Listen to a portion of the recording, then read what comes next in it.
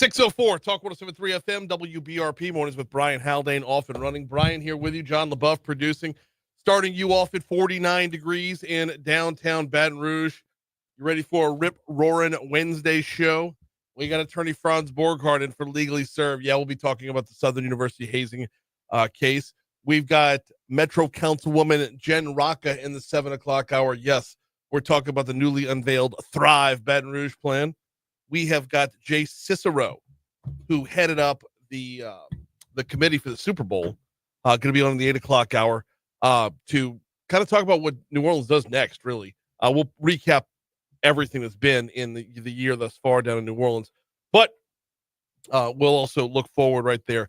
And if we have time this morning, Simone Malaz from the Restore the Mississippi River Delta is going to hop on board as well to talk about coastal issues. But first, before we get to anything, we start off with top stories and trending.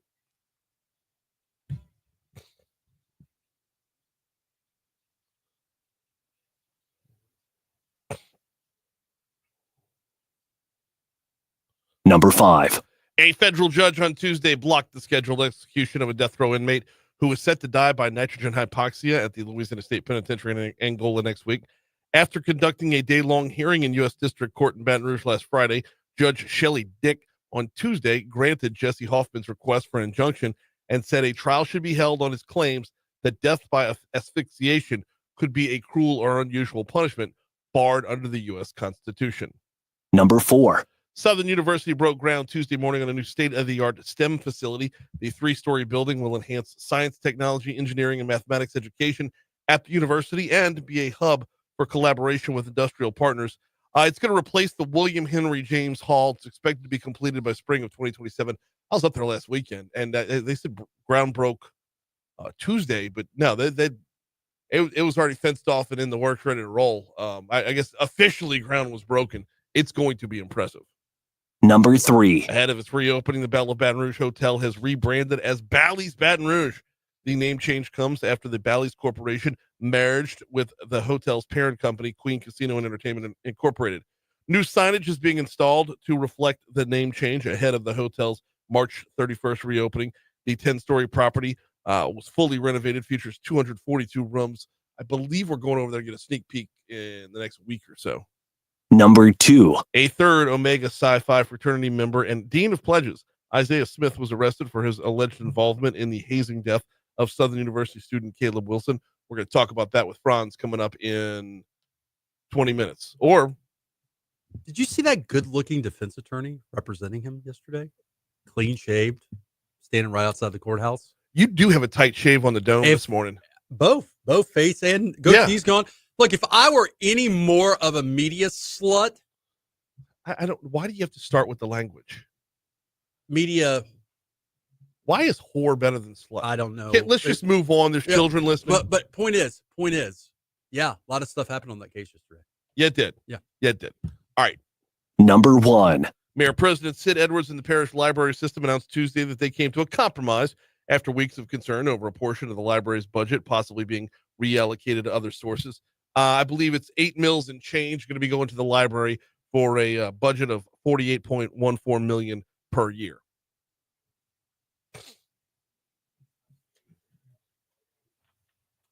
What's trending, John? Well, the Department of Education announced that it was laying off half of its workforce on Tuesday, a move that Secretary of Education Linda McMahon called the first step toward completely dismantling the department.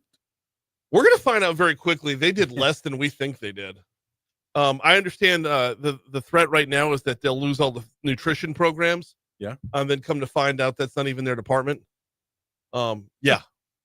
Yeah. I mean, okay. Oh man. But it's just another example of like, what do we have and when? Yes, indeed. In other news, Southwest Airlines announced Tuesday that well, this is unthinkable. It will start charging customers to check their luggage. I mean, for Southwest, that is the unthinkable, right? Yeah. That was a big point of differentiation when it came to making them worthwhile to fly. How much are they charging? Have they noted? Is it weight based or is it? Surely it's weight based. Surely it's by pound. Because I think the standard one right now is what, $25, $50? I Don't know because I don't fly very often. And the last few times I've flown, it's been Southwest, so it's been free. I'm sorry, doing this in real time. Top tier A-list preferred frequent flyer program members. Top tier A-list preferred. Now think about the upselling. Out. Think about the upselling on that, Franz. I'm on the preferred list. I'm on the frequent flyer list. But are you on the preferred frequent flyer list? Oh. Yes, I'm on the preferred frequent flyer list. But are you the top tier A-list Double secret frequent probation. flyer list? So many tiers. Oh my goodness. Southwest did not disclose how much it's going to cost to check a bag, but fees are going to start at $35 a piece. Or fees already started $35 a piece with their competitors. So probably in that vicinity. Oof. New data suggests that soaring egg prices, which became a flashpoint issue during last year's presidential election, may finally be falling. Does that mean that the chickens are getting healthier again and the bird flu's gone? Maybe. That's the egg prices aren't the only problem, man. It's like everything at the grocery store. Yes. Yeah. Everything is affected by this. Because you think everything's connected to eggs, really. I mean, when you think about it, what else you want to buy? Bread, cookies, and meanwhile, pasta. Meanwhile, somewhere in a dark room, the vegans are just loving life. Don't know why. Don't know why. At the end of the day, my eggs cost more, but they're still vegans. That's right. I mean, and get out of that. I don't dark trust room. somebody who doesn't eat meat or eggs. You know it's good meat. Here we go. Good segue. Yeah. You know it's good meat.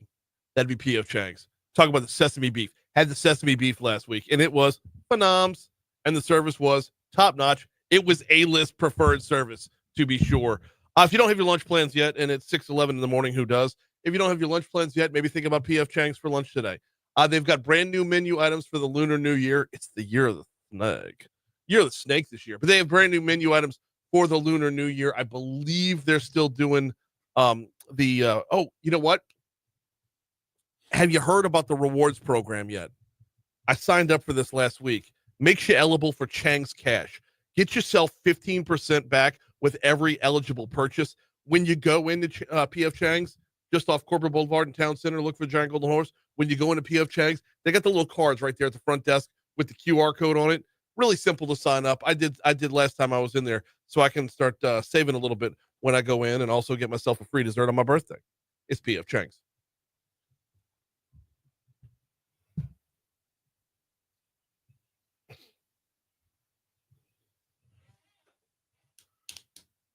We're going to break news. We're going to break news this morning. Woohoo! Okay.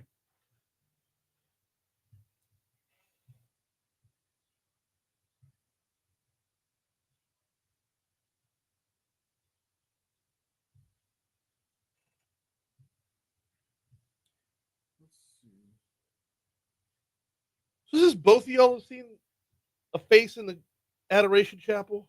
I see things in the monstrous, yes. And then I take photographs of them. I never see those things. I'm like that guy in Mallrats. And you're definitely more holy and spiritual than I am. I'm not holier than anybody. Than thou.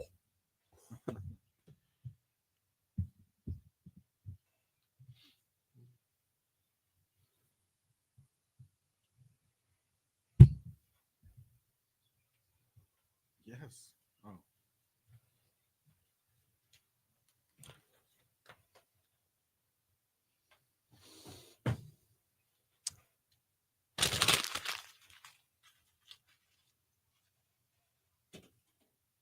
But yes, Buckets. the mission has been nice. I didn't go last night, but he is a pretty good dynamic speaker. I really, really wanted to go see it, but he talked me out of it on Sunday. Okay. Yeah. Everything he had to say sounded fantastic, but he also sounded like you weren't going to be home before midnight. Yeah. He jam packs a lot. You're done at 8:15 tops. I mean, I know 8:15 is like midnight for some of us, but 45-minute homily. No, it was not. Well, I mean, on Sunday it was. It was 45 minutes. Went to noon mass. Ah. Got out at 1:30. You were returned. Yeah.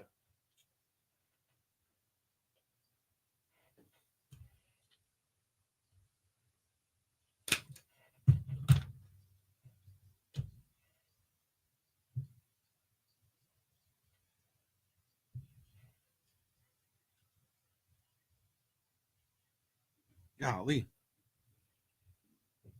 Passenger attacked 2 flight attendants, swallow rosary beads after takeoff. That was announced 25 minutes ago on WAFB. That just sounds. That's insane. That just sounds uncomfortable. What? Depends on the nature of the beads. Are we talking like wood beads? That's Are we talking like jagged like metal and Right. That's what I'm. crystal glass beads? I mean, who wins on that one? How Either big is way, the cross? You're gonna have a cross on it. Ooh. Yeah. Dare I say that individual may be emotionally and mentally Maybe. disturbed? Is that the night? Can I say Might be that. disturbed? Is that okay? Oh man. Thanks. Sometimes my mouth gets me in trouble, so I just need to be more mindful of what comes out. Best appetizer at PF Chang's. They still have that little lettuce thing that you can put the meat inside of it and make like little. Oh my gosh, I'm thinking about it.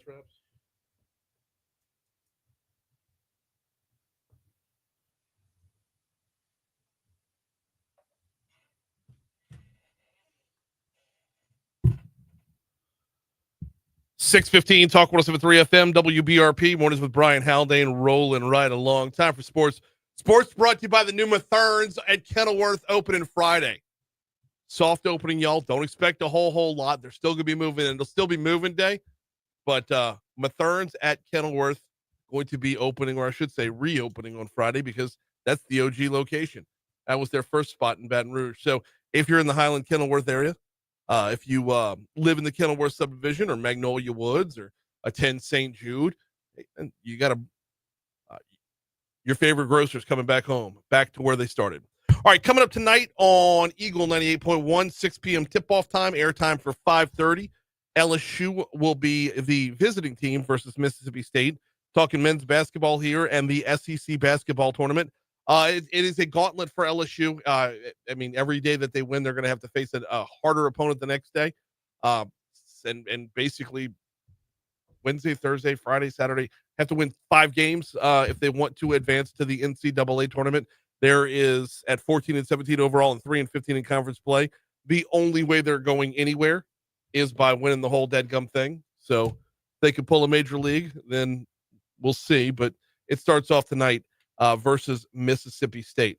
Last night, LSU baseball stretched their record to 17-1 by beating Xavier. Your final score, 18-4. This one only took 7 innings and wraps up. Well, I shouldn't say wraps up because they'll still have midweek games, but that was the last game before conference play.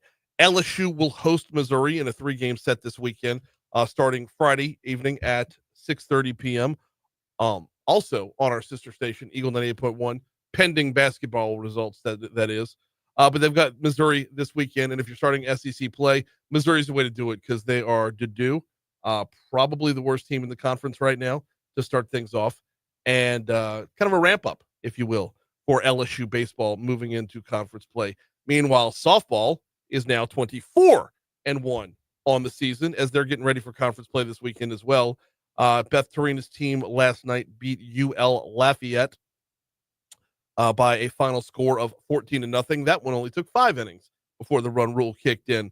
They'll host Kentucky this weekend, Friday, Saturday, and Sunday, and you will hear that right here on Talk 107.3 FM.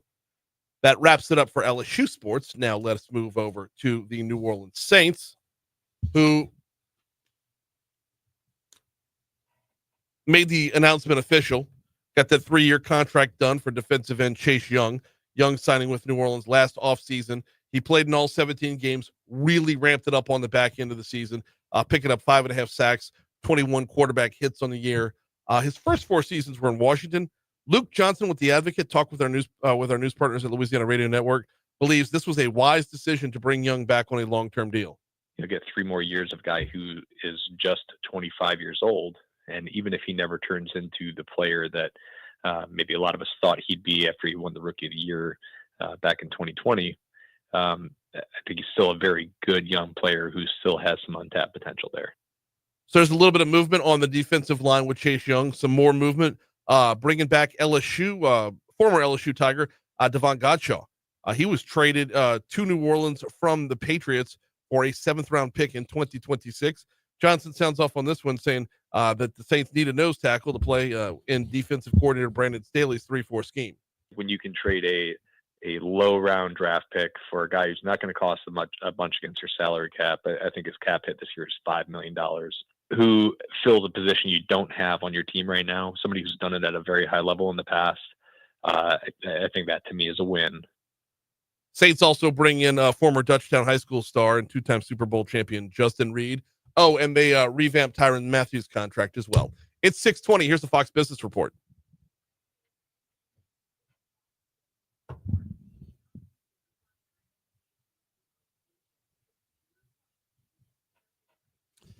You remember that movie Trading Spaces? No, Trading Spaces was a home improvement show. Trading Places. Trading Places? Yeah. You remember that movie Trading Places? Yes, with Eddie Murphy. Yeah. What Dan were they Aykroyd. trading? What were they trading? Frozen orange juice. Frozen orange juice.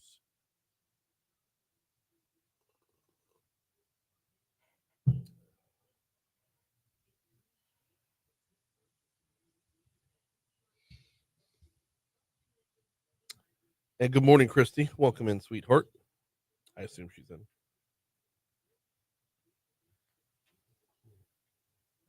So that last interview, it was kind of light. So I guess I was assuming it was supposed to be erased.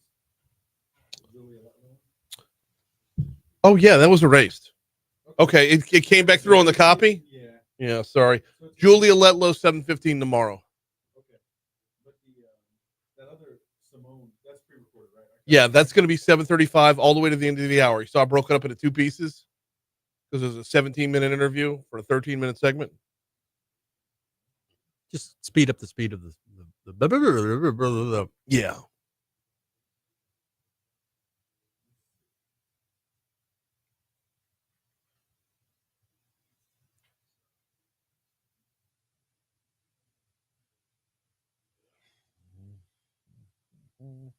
But yeah, PF Chang's appetizer game. Ooh. I hope they still do those sauces too, where you can make your own sauce at like the table. Do you remember when they used to do that? I'm trying to help you here, Brian. Trying to help you here. Am I struggling? No. You're doing a great job. Just trying to help you. Because now I'm thinking about PF Chang's. The pork dumplings are beyond. Do you remember? Like, do they still make the sauce? They at the do table? a sauce flight. Okay. Sauce flight. Yeah. Okay.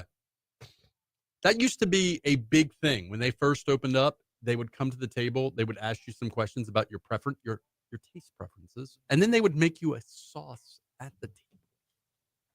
Dude, I love me some dumplings. I don't know if they still make the sauces, but they could let bring you out make the it. sauces. Yeah, there's 4 different sauces they bring out. If you ask for the sauce flight, and that's when they were doing the Golden Feast. So I don't know if they're still doing. I need a Golden Feast. There was literally one commercial in there.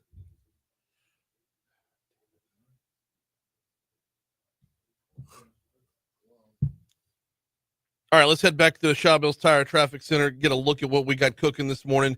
You got your normal volume on I-12 westbound coming in from Livingston Parish, picks up around Range Avenue, and then it's intermittent all the way through the 10-12 merge. I-10's looking great this morning. No delays of note to report. Either 10 westbound coming in from Ascension or 10 eastbound coming in from West Baton Rouge Parish. I-110 is wide open as well. Both bridges are looking good. I'm scrolling out to see if there's anything on the outskirts because other than that, I've got nothing to report. Your surface streets, there are no incidents at this time. That's your look at traffic from the Shawbills Tire Traffic Center.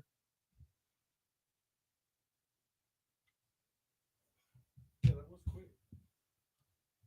It's 23 right now. It's supposed to be 25 when we come back in.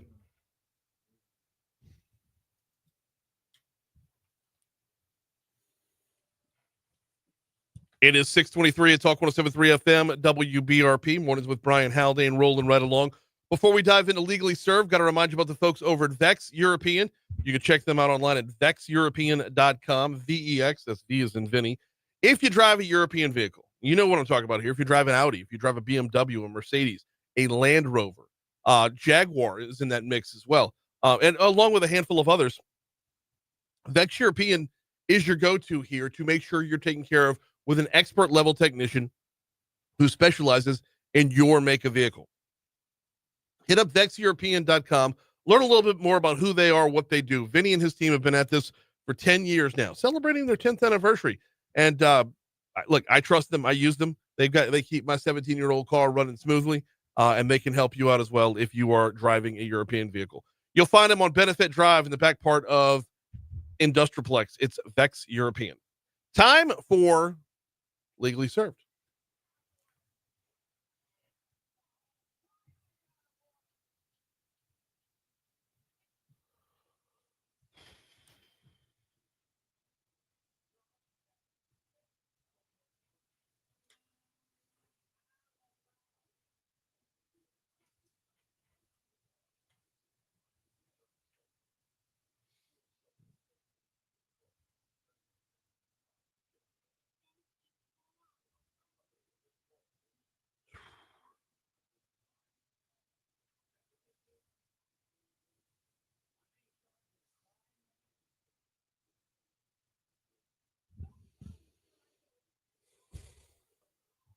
What's happening, Franz? Good morning, guys. How's life? Life is good. Life is good. Life is good. How's life in the world of crime about these times? Busy and profitable. Yep. Sadly. Yep. Sometimes I have a complex about the fact that I, in a sense, I profit off misfortune. You know, except for my innocent clients. Well, My innocent clients, I'm profiting off the misfortune of them being wrongfully accused. right. See what I did there? Yeah, I do. Because I thought all your clients were innocent, Franz. Once they hire me, they're innocent in a way that nobody has ever been innocent in the history of innocence. Yeah. Yesterday was a busy day. Yeah. You had a client turn himself in? Turn himself in voluntarily. Right. Right. Now- Wasn't absconded, wasn't running away, just kind of turned himself in Well, like a good law-abiding citizen would do. I want to talk about this today, Sure. Sure. because arrest warrant goes out on Sunday, Well, and then he turns himself in on Tuesday. So let's talk about some misconceptions. And as you guys know, I have to be careful what I talk about when it comes to my own cases. But I do want to talk. You and I have spoken off air. There's some misconceptions about arrest warrants. Yes. So number one, I'm going to lay the groundwork for you. In the instance of the Southern University hazing case, yesterday, my client turns himself in.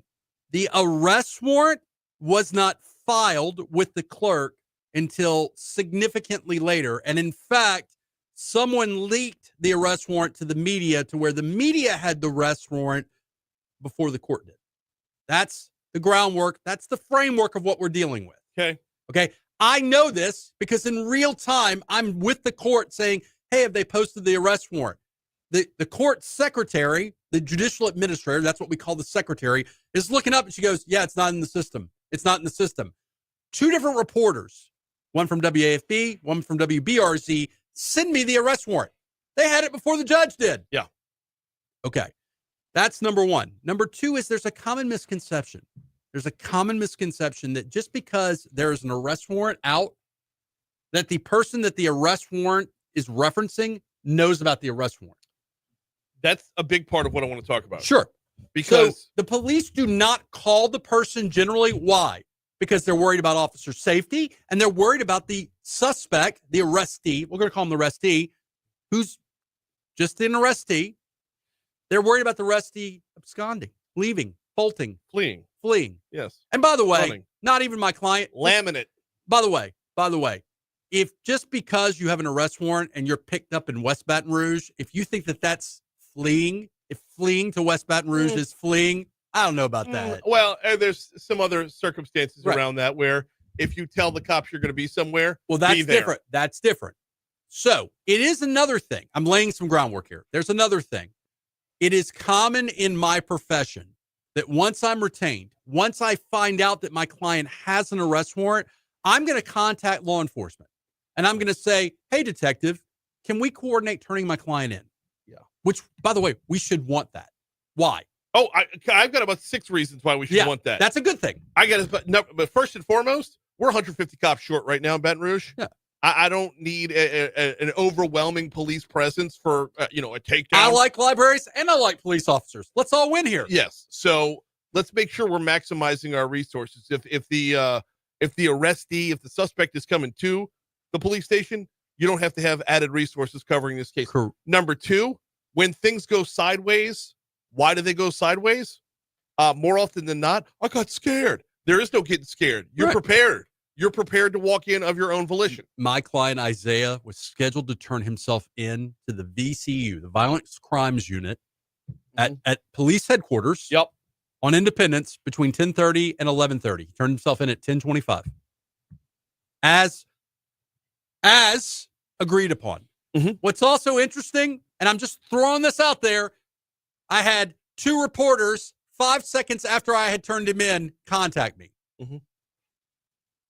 Okay. My point is knowledge and information is not always disseminated in the manner in which it is.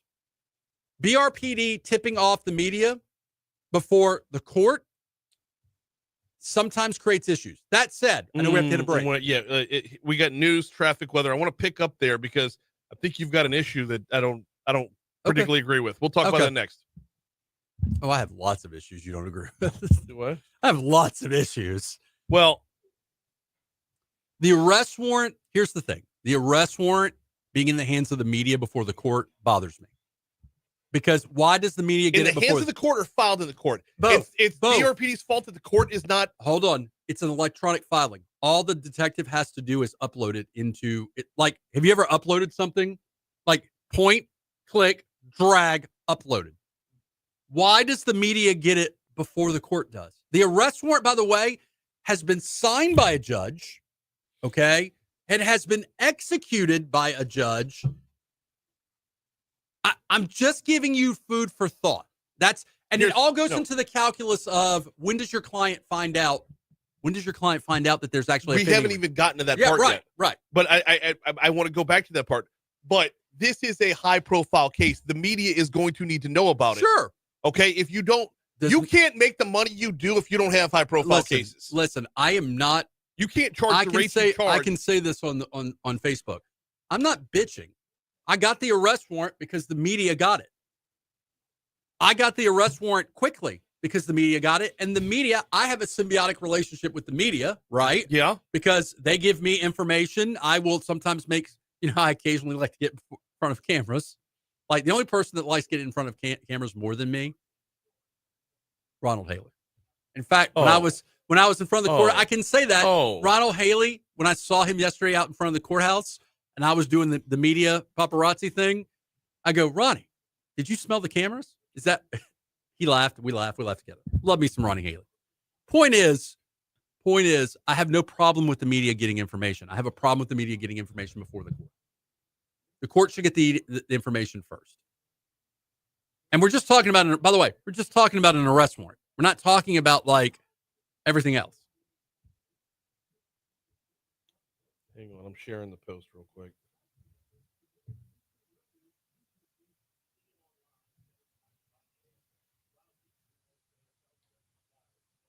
Southwest. All right. Why not just put that as a part of the charge? Do you feel better about it when you're checking into the kiosks and you have to pay $50 for a bag? I don't feel better about that. Just make it as a part of the charge. You understand what I'm asking? So, like, I know you don't fly regularly. As someone who sometimes jet sets, you get to the kiosk, you log into your flight and everything, and it's like, hey, $50 charge for your bag. Why not just put that as a part of the ticket fee? Because you're Southwest. No, but in general, you bill yourself off of being the most affordable, cutting edge. Yes, affordable and reliable. Yes, not just affordable and reliable. But you don't put that as part of the ticket charge because if you have a carry-on, you don't get that charge. We're encouraging people to just do carry-ons. Yes, that's it. And then they check, and then they end up checking the carry-on under the plane at no charge to the passenger, which is very rare. If I mean the carry-on bins fill up, they don't do that until the carry-on bins fill up. So the trend is they overbook the flights. Mm-hmm. They don't have enough space in the overhead bins for the stuff. Right. So it is common that they strongly encourage people to check their carry-ons. Which, by the way, there is an advantage to it on a full flight. Yeah. Yeah. But and you're also, I mean, when you and I like the way you flex like that about how you jet set. I do jet set.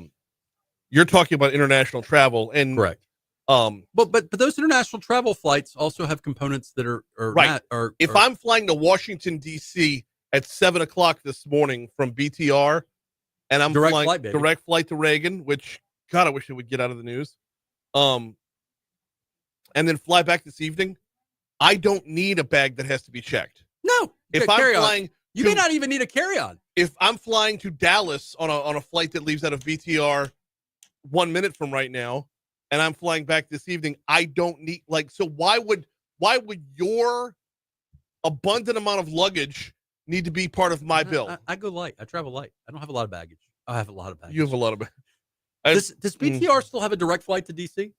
Yes. What's the flight? What's Did the you cost? not listen to the show? What's the cost of that flight? I don't know. Oh, okay. Because I'm thinking about just doing a Friday to Sunday DC trip. They got I'm a big fan of Catholic churches. They got some churches there. They got some history there. They They got the shrine. Yes. Here. I've been seeing pictures of the shrine recently. One of our mutual friends is there. Who's that? Chip Klein. Oh, really? Mhm. He's not Jesus. Sorry, old joke. He was. You grow a beard. If you're gonna be Jesus, you gotta grow a beard. No, At the when he very was least. with the mid-Barataria sediment diversion. Oh. Lieutenant Governor Nungesser had a problem with it, and was basically trying to say that Chip Klein could be wrong. So, And he said he wasn't actually Jesus. said it was in the Advocate. He said Chip Klein's not Jesus Christ. To which Did Chip take it and frame that? I brought it up. The next time Chip came on the show, I was like, "What's up, not Jesus?" What did he say? It's like, why do you have to bring that back up? You're killing me, man. I'm trying to move on in the argument. When did we go to DC? It was 2021. Yeah, there it is. By the way, if you're not flying BTR, it is like the concierge of air. You roll in at a normal airport an hour and a half, 2 hours before your flight. Hang tight. BTR. Hang tight. And we're going all the way to 50, by the way. Time to get a look at your forecast. Here's WBRZ meteorologist Emma Kate Cowan. There you go. Yeah, he was saying that to me. That was from Chandlerson. Wait, Chip's not Jesus? My world is shattered. Oh, man.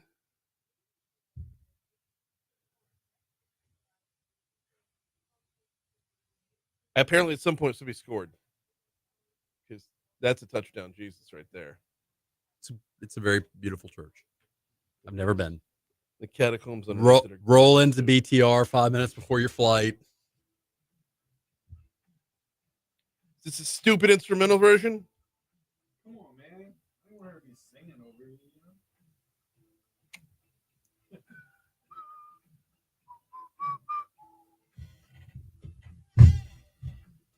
Now he's 637 Talk 107.3 FM WBRP. Mornings with Brian Haldane rolling right along. Legally served with attorney Franz Borghardt continuing right now.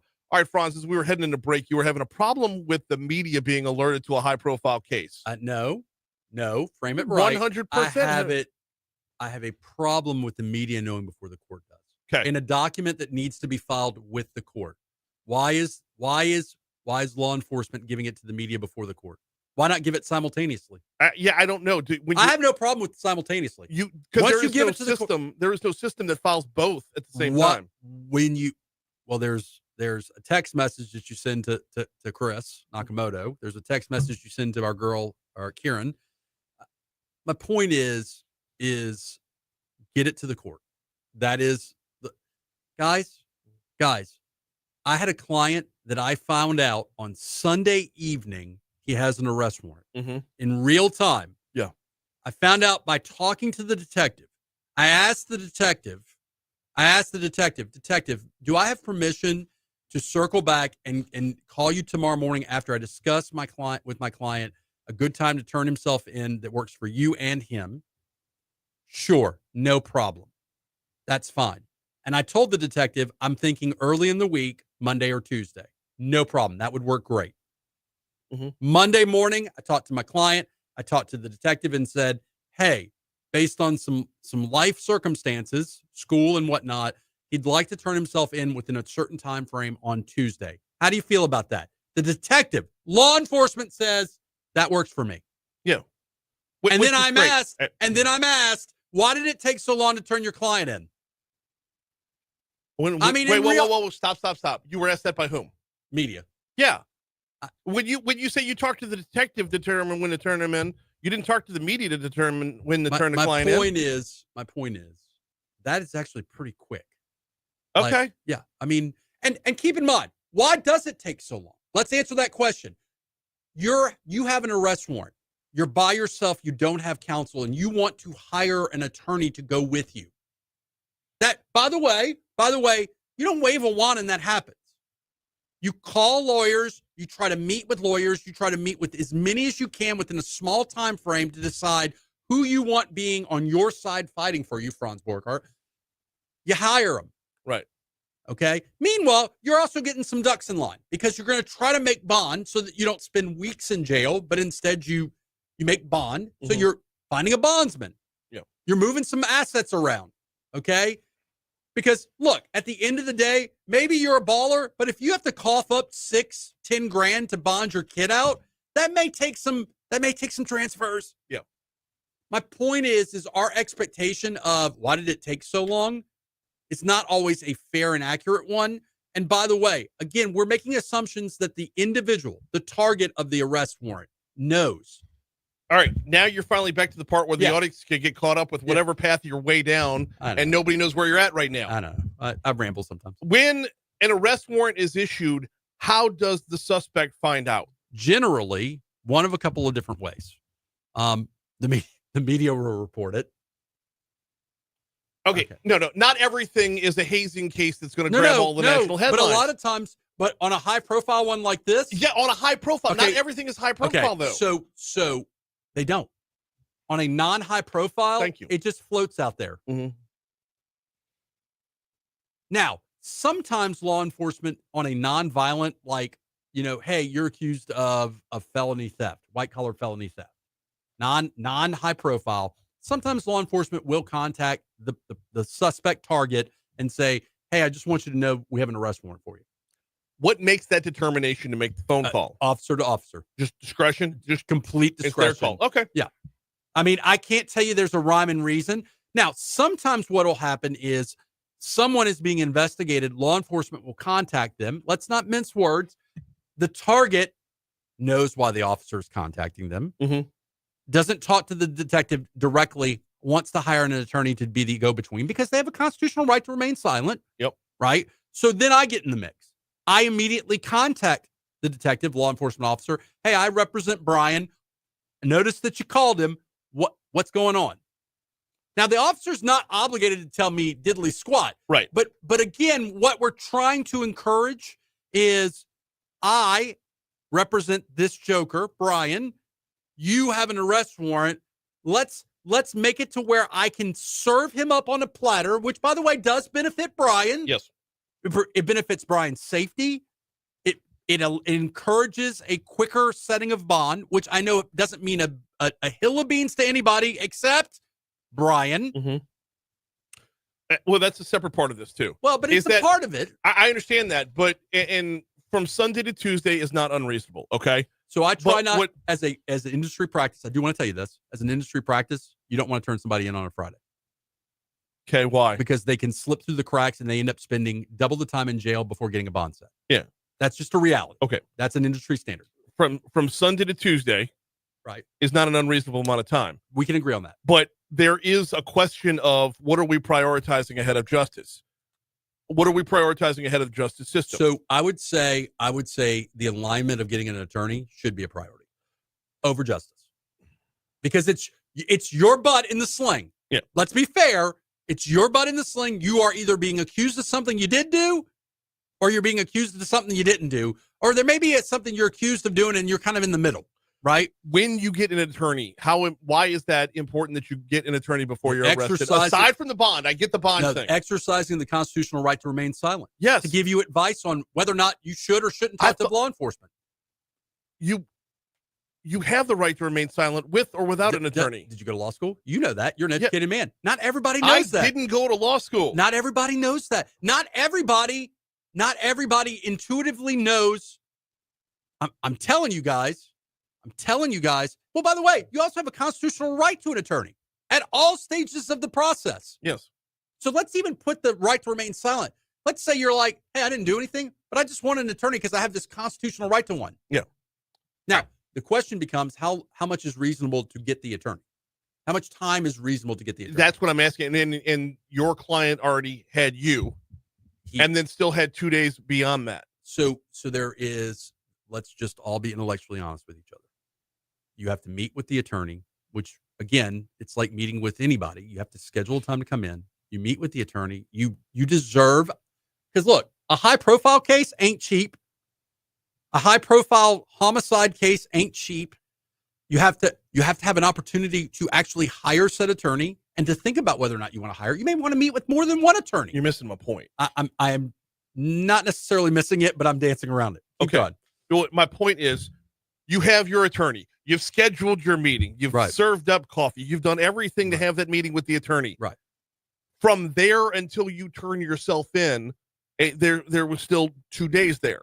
Correct. What I'm wondering is, and it doesn't feel like an unreasonable amount of time. What is an unreasonable time, and what is an unreasonable request to make as to why you have to take that kind of time? There's another element to this.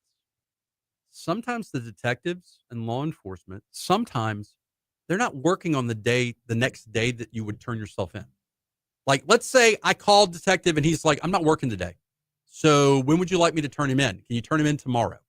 Well, if the detective tells me, hold on, can we at least agree that if the detective tells me when to turn my client in? You sound like my cousin Vinny right now. Did you hear that? The whole store had the flu. If the detective's not working, are you telling me that the BRPD just shuts down for a day? I'm asking you, if the detective tells me, can you turn him in on a Wednesday? Is it reasonable that I would then turn him in on a Wednesday? Absolutely it is. So we can at least agree on that. No. And we're not disagreeing. I'm asking for explanation. I don't know what reasonable is, but I know that 2 days doesn't feel unreasonable. No, it doesn't.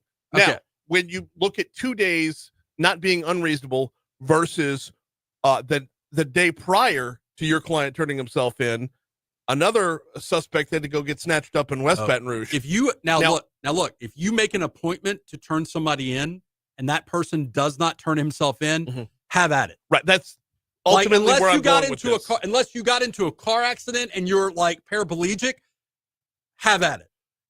If on the one hand we have your client who gets to walk in of his own volition, well, there's but on the other hand, you have a headline that says U.S. Marshals and Baton Rouge Police Department. Those two things side by side, it leaves the layperson wondering, why does one get one treatment and the other one doesn't? And the answer is, what were the arrangements made ahead of time? Right. So part of it is, if you make an arrangement ahead of time to turn yourself in and you do so as you've agreed upon, there is a benefit to me. I can optically say what? My client, on his own volition, turned himself in. Yeah. He didn't abscond. He did what a citizen should do when there's an arrest warrant. Now, what I will say is, when we start talking about weeks, yeah, I get it, right? I get it. Should there be a part of the calculus? I know we're running out of time. Should there be a part of the conversation about, well, the nature of the crime? So, like, if it's a cold-blooded, like, stone-cold drive-by shooting, should that be treated differently than a college kid hazing case? Okay. So the dangerous part you're going to walk into here, Franz, is that whether it's a cold-blooded drive-by shooting or a hazing case, you still have a dead guy on the other end of it. Sure, absolutely. You have a person who has lost their life on the other end of it. Absolutely. The nature of how they lost their life, I think you lose a lot in the wash, because there's no changing the result for Caleb. Sure. And by the way, I said it yesterday, and I mean it, and I'll say it again and again and again. Everybody in that fraternity cared about Caleb, believe it or not, and are really upset about the fact that he's dead. And everybody's a little shaken on that. This is not like the drive-by shooting. I'm just pointing this out. Not like the drive-by shooting where, hey, I want to kill somebody. Right.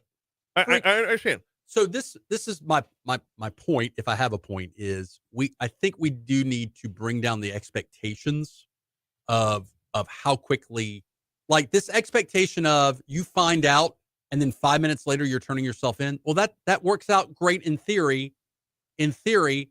However, you're the one who suffers from your lack of preparation and turning yourself in. You're the one who may go in to, and look, it's self-serving of me to say, go in with an attorney. Yeah, no, it is. But this is, I mean, when someone is dead, it's a pretty serious charge. You need that representation. But there is the argument that justice delayed is justice denied. Sure. And what are you doing? Sure. What are you doing in the meanwhile? Right. So, right. Right. And if you turn yourself in, Mhm. you get the benefit of being able to say, hey, I turned myself in. that's where we're gonna have to pause it and pick it up We'll later. pick it up later. You got to get on Court TV. We All right, gotta get to your money now. Later, brother. Thank you.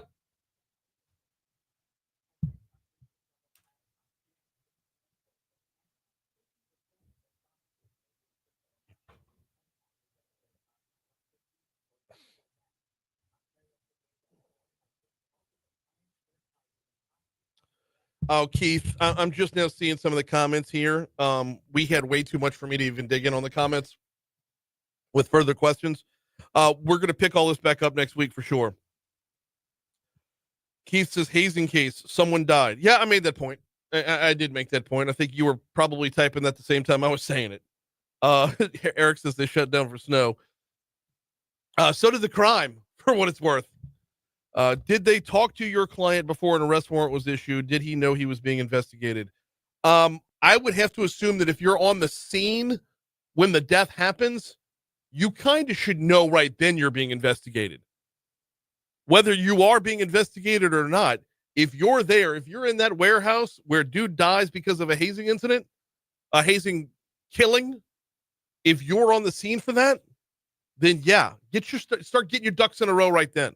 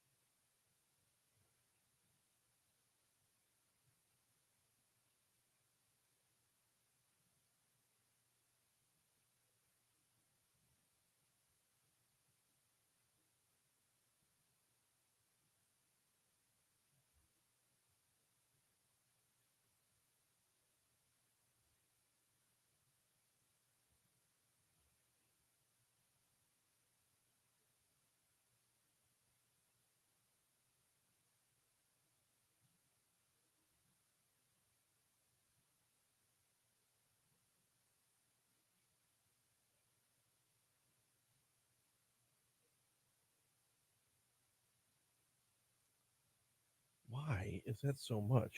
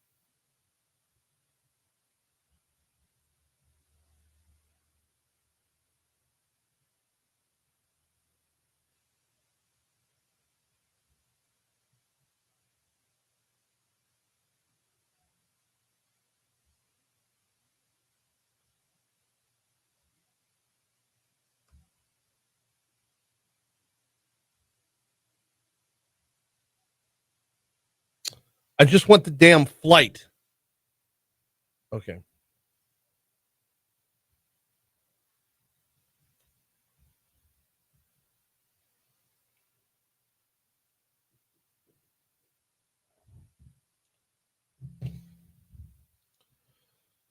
.655, Talk 107.3 FM, WBRP. Mornings with Brian Haldane, rolling right along. Thanks again to attorney Franz Borghardt for hopping on board for a little legally served. Look, this Southern University hazing case is not going away anytime soon. We will pick up that conversation where we left it off next week when Franz is back in for legally served. But walking that process of the arrest warrant, from the issuance of the warrant until the arrest, I thought was a good exercise right there, just to walk down that path. There are going to be many, many different legal questions about it. As you know, news unfolds and the case wears on. Before we get you to anything else, got to remind you about the folks over at the Baton Rouge Metro Airport. They bring you top stories and trending every morning, and they bring you pretty much wherever you want to go. FlyBTR.com is the website, FlyBTR.com. As I was reminding Franz during the last break, or the break before you had to leave, the direct flight to Washington, D.C. is an unbelievable resource right there. You can get your business done the same day. That flight is going to leave 15 minutes from right now, 7:09 a.m. Scheduled departure time, if I'm not mistaken. And Washington, it goes to Reagan National, which is right there in the thick of things. You're not going to the outskirts like Dulles or, God forbid, Baltimore. You're going right there to Reagan National, and you can come home the same day. Turnaround flight in the evening. So if you've got business in our nation's capital, you can get things done same day. And sleep in your own comfortable bed at night. Started off at flybtr.com. Coming up next hour, we're going to have Metro Councilwoman Jenn Racca in the house. Looking forward to this. It's going to be at 7:15. And we're going to be talking with Jenn about the big announcement from yesterday. Metro Councilwoman Racca is going to talk about Thrive Baton Rouge. I say Thrive like that because there's an exclamation point in the title. It's not just Thrive Baton Rouge. It's Thrive Baton Rouge. The long and the short of it is our budget has a lot of problems. And this is a compromise to hopefully address a few of those problems. But by the way, we do have our requests in for Mayor President Sid Edwards to hop on with us for a little more of an extended interview. That'll happen in very short order, I'm sure. We're working on that right now. But the key components of Thrive Baton Rouge, per the mayor's press release yesterday, parish libraries are going to maintain a dedicated millage rate of 8.3 mils. That's going to result in a $48.14 million annual budget. $48.14 million to run the Baton Rouge libraries, which is about $10 million more than the city of Nashville needs. There will be a one-time rededication of $52.4 million from existing library fund balance that's going to be used to pay down debt. When you pay down that debt, you're going to free up $9.4 million in recurring revenue. The library system will retain 1 year of operating revenue and fund balance. 2.8 mils will be rededicated to parish-wide general purposes.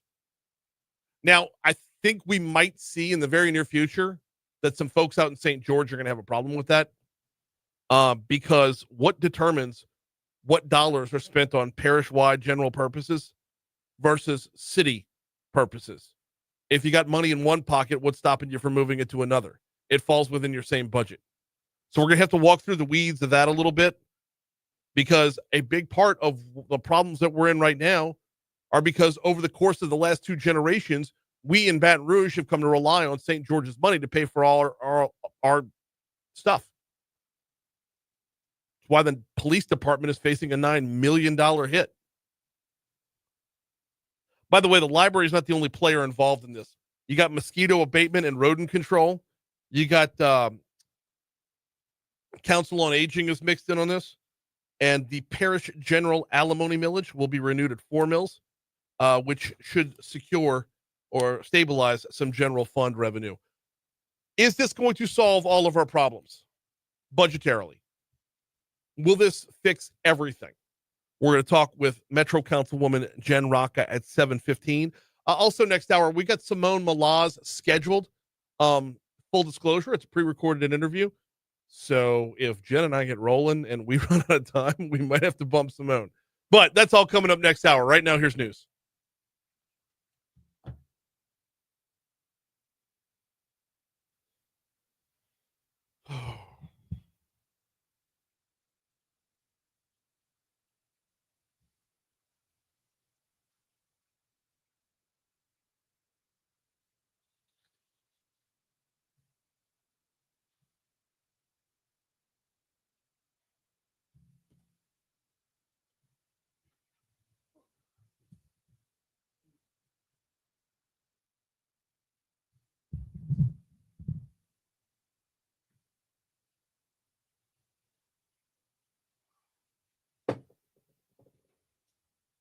tired of having coffee breath every morning. So this has been at my desk. I just forget to bring it down.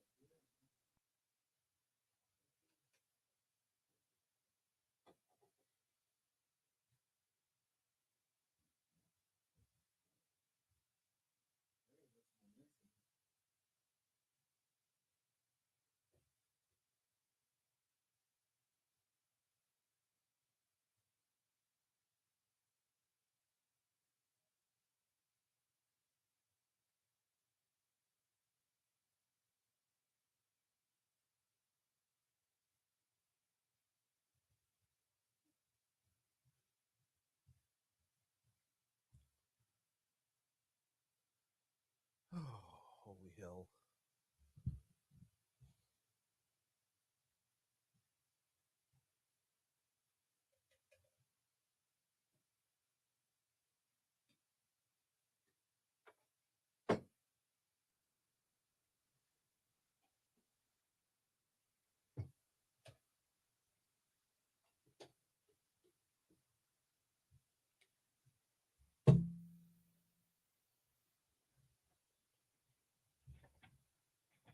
Galen says, I've always thought that fraternities are nothing but trouble. That's because you weren't in one. I wasn't either, but all of my friends who were in fraternities had fantastic experiences. Well, all except for one.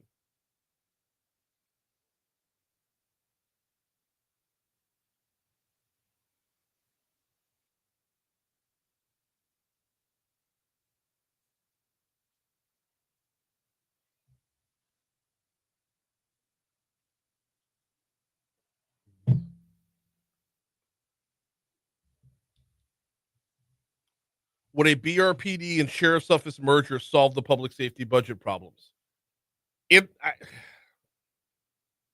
With respect to those who are researching it, I don't think it's ever going to happen. But no, I don't think it would solve all of our problems either. I know those who are in favor of it is really, really in favor of it. The reality is that they're always in trouble, just in varying degrees. No, they're not. There is always a fraternity. There's often a fraternity that's in trouble, but there's none that are in trouble at LSU right now.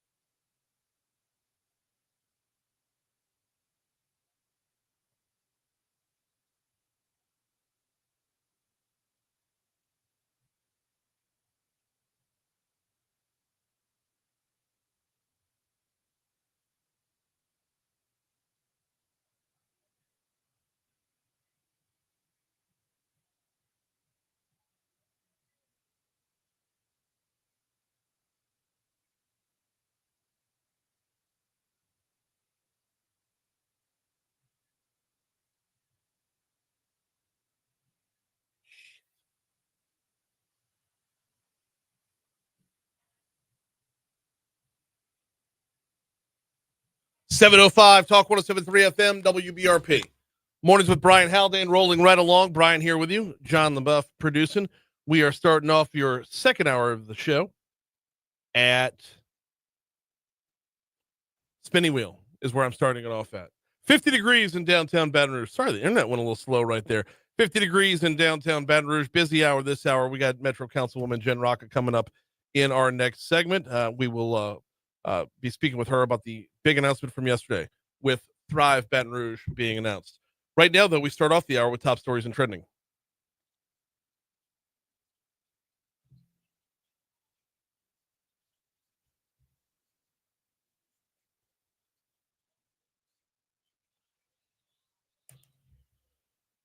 Number 5. Number 5 starts us off with a federal judge on Tuesday blocked the scheduled execution of a death row inmate who was set to die by nitrogen hypoxia at the Louisiana State Penitentiary in Angola next week. After conducting a day-long hearing in U.S. District Court in Baton Rouge last Friday, Judge Shelley Dick yesterday granted Jesse Hoffman's request for an injunction, said a trial should be held on his claims that death by asphyxiation could be a cruel or unusual punishment barred under the U.S. Constitution. Number 4.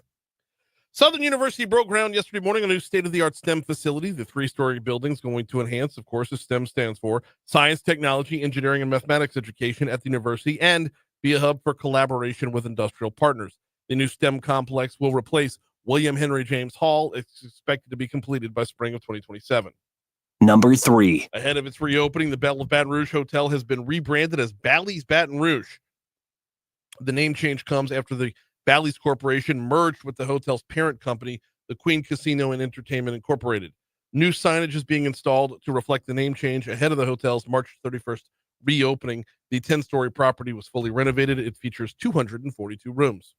Number 2. A third Omega Psi Phi fraternity member and Dean of Pledges, Isaiah Smith, was arrested for his alleged involvement in the hazing death of Southern University student Caleb Wilson. We talked about that at length in our last hour with attorney Franz Borghardt. Number 1. Mayor President Sid Edwards and the parish library system announced Tuesday they've come to a compromise after weeks of concern over a portion of the library's budget possibly being reallocated to other sources. The new funding plan, it's called Thrive Baton Rouge, will see funds stay dedicated to the library system. 8.3 mils, I believe is what it was.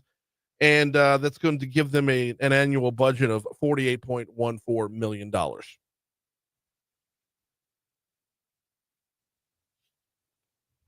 What's trending, John? Well, the Department of Education announced that it was laying off half of its workforce on Tuesday. Yep. A move that Secretary of Education Linda McMahon called, quote, the first step toward completely dismantling the department. I don't know if they know how big this battle is going to be. And the department itself, you're going to find along the way that okay, first of all, I have a bias. I have a bias in favor of our local teachers. Right. I was raised by a teacher. I have a bias against undue bureaucracy. You have individual school districts all over the country. You have statewide departments of education all over the country. A federal Department of Education, other than just cutting checks, feels superfluous to me. Now, that's just my take on this. That being said, there's a lot entrenched in the federal Department of Education, and there's going to be a lot to dismantle along the way. This is not going to be an easy battle. No, indeed, it won't be. In other news, Southwest Airlines announced Tuesday what was once unthinkable. It will start charging customers to check their luggage. Yep. They haven't disclosed what the price is going to be on that, but one of the differentiating factors that made Southwest appealing to a lot of folks was that free bag. And that goes away. You start charging for that, it starts balancing out your discount versus somebody else's ticket price. So that was advantageous for them, to be sure. Yes, indeed. I'm actually looking on their website. So the first and second bags, no charge, right? Third bag, $150 per bag after that. As of right now. Yeah. First Now, and that's second gonna bag, that's going away. Yeah. In very, very short order. Yes, indeed. So once that happens, you look at Southwest and then you look at the side-by-side comparison with American or United or, a lot of people fly Southwest just for that. Unfortunate for sure. New data suggests that soaring egg prices, which became a flashpoint issue during last year's presidential election, may finally be falling. Some good news, Does right? it mean the bird flu's over with? Can I take the mask off my chicken? Remission, right? Can I take the chicken's COVID mask off now? Oh, man. Yep.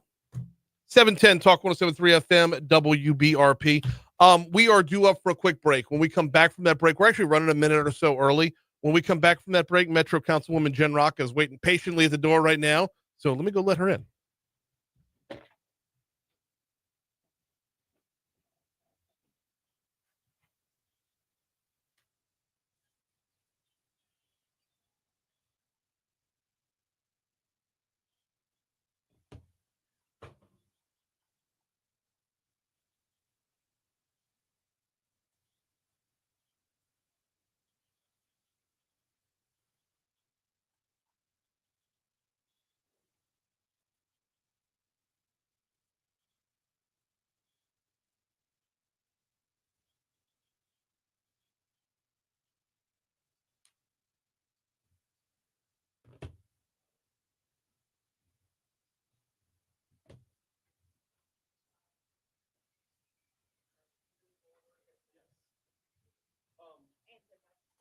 My apologies for the end of the phone conversation on Saturday night.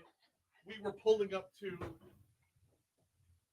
Good morning. We were pulling up to the retreat center, and the guy working scheduling. So, the logistics of the place, all the retreatants don't know what's about to happen, and we all gather in the chapel, and they walk through, and they see all their family members and whatnot.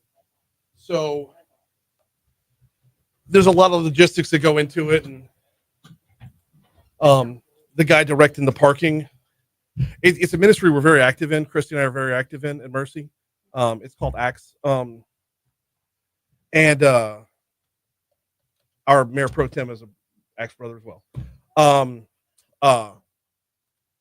So I haven't been on an Acts retreat at Mercy for the last 6 retreats. So there's a whole bunch of new guys who don't even know me. So as I pulled in, I've done 7 of them. And the guy, I never met him before. So he's trying to give me all these instructions. So I'm like, bro, I know. I've directed it before. Yeah. So.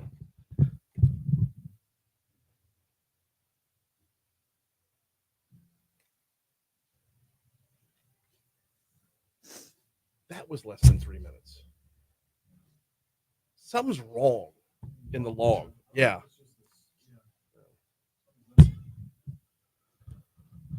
713 Talk 107.3 FM WBRP mornings with Brian Haldane rolling right along. We're going to dive in with Metro Councilwoman Jenn Racca here in just a second. But first, I got to remind you about the folks over at Landmark Bank.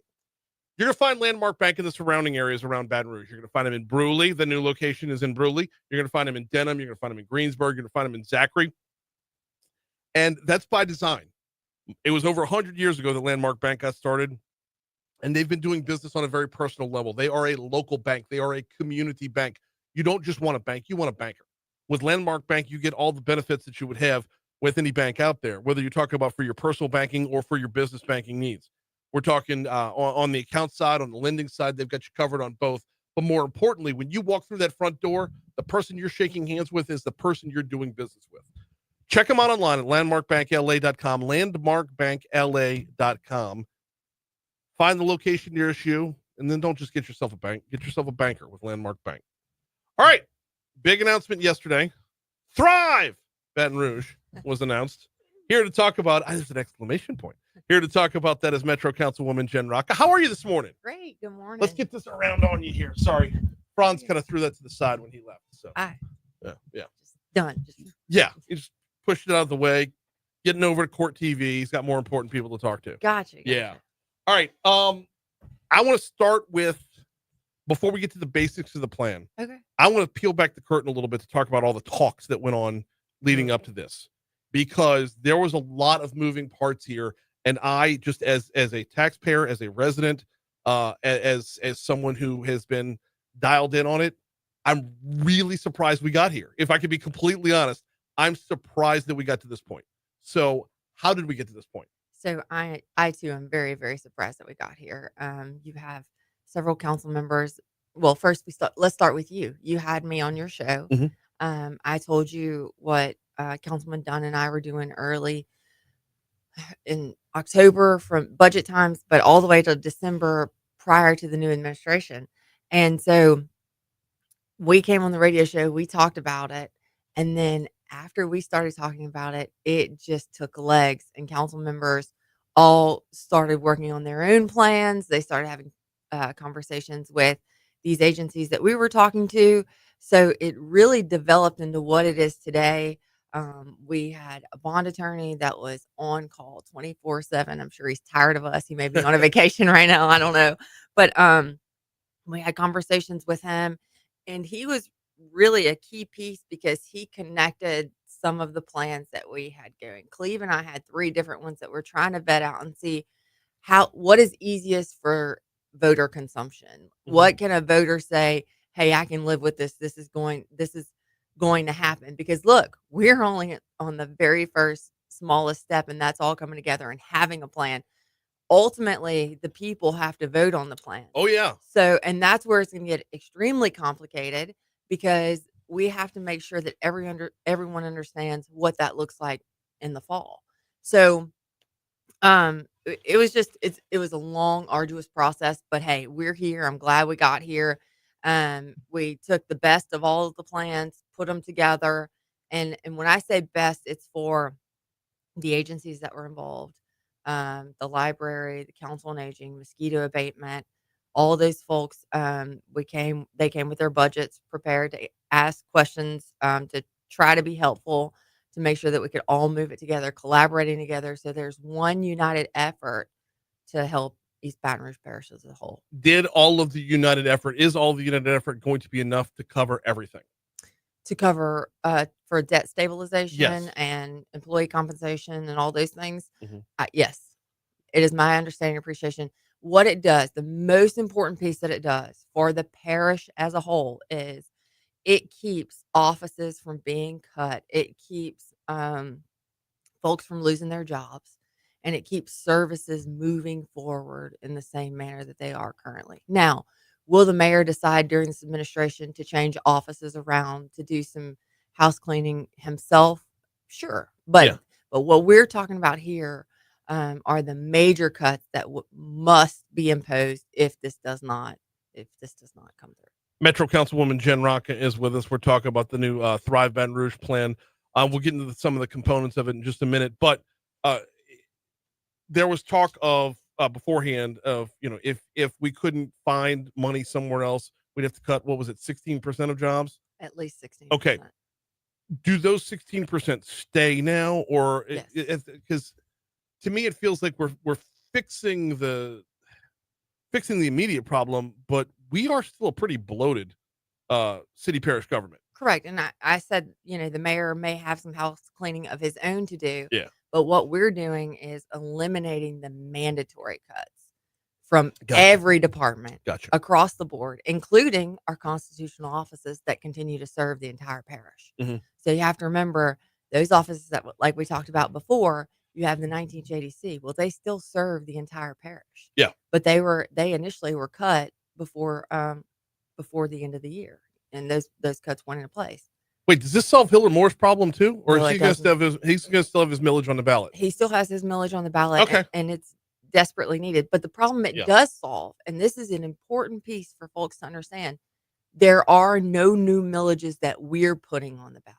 Right. So the bond language will be confusing and it'll be interesting, and they're still working on drafting that, but it is not a new millage. And some of the solutions that people were emailing us was just do a new millage, And as we've discussed in the past, you looked at your property tax bill. Anybody makes jokes about CVS receipts hasn't seen the list of millages. We just can't do it to our people, to the residents of East Baton Rouge. 100%. In fact, I'd like to see further consolidation. I mean, if we could, but that's to be dealt with later on. All right. Thrive Baton Rouge. What does it bring us? What's the breakdown within it? So we have debt stabilization. So everything that you see, as a result of St. George becoming its own city, we stabilize the debt there. Our bond rating will move back up. It's my appreciation that we were somewhere in the 200s, and we'll go back to the 500 range. Basically, if we talked about this too, if we got a consent decree at any given time, like let's say, for example, stormwater or the prison or anything like that, our bond rating was so low that we would not have been able to afford to build a new prison. Right. So it increases our bond rating and puts us back where we need to be. We have employee retention measures that are in place. So that employee retention deals with compensation. Daryl Hurst had done a compensation plan and study. He wanted to implement those pay raises across the board, but this is a little bit more in depth. The mayor is going to look at the retirement system, see how we can shift and move our retirement, because currently it's it's bloated, and it can't be stabilized at the rate that we're going. It's actuarially sound according to the actuaries, but the numbers are huge. So Yeah. they're going to look at revamping some of that.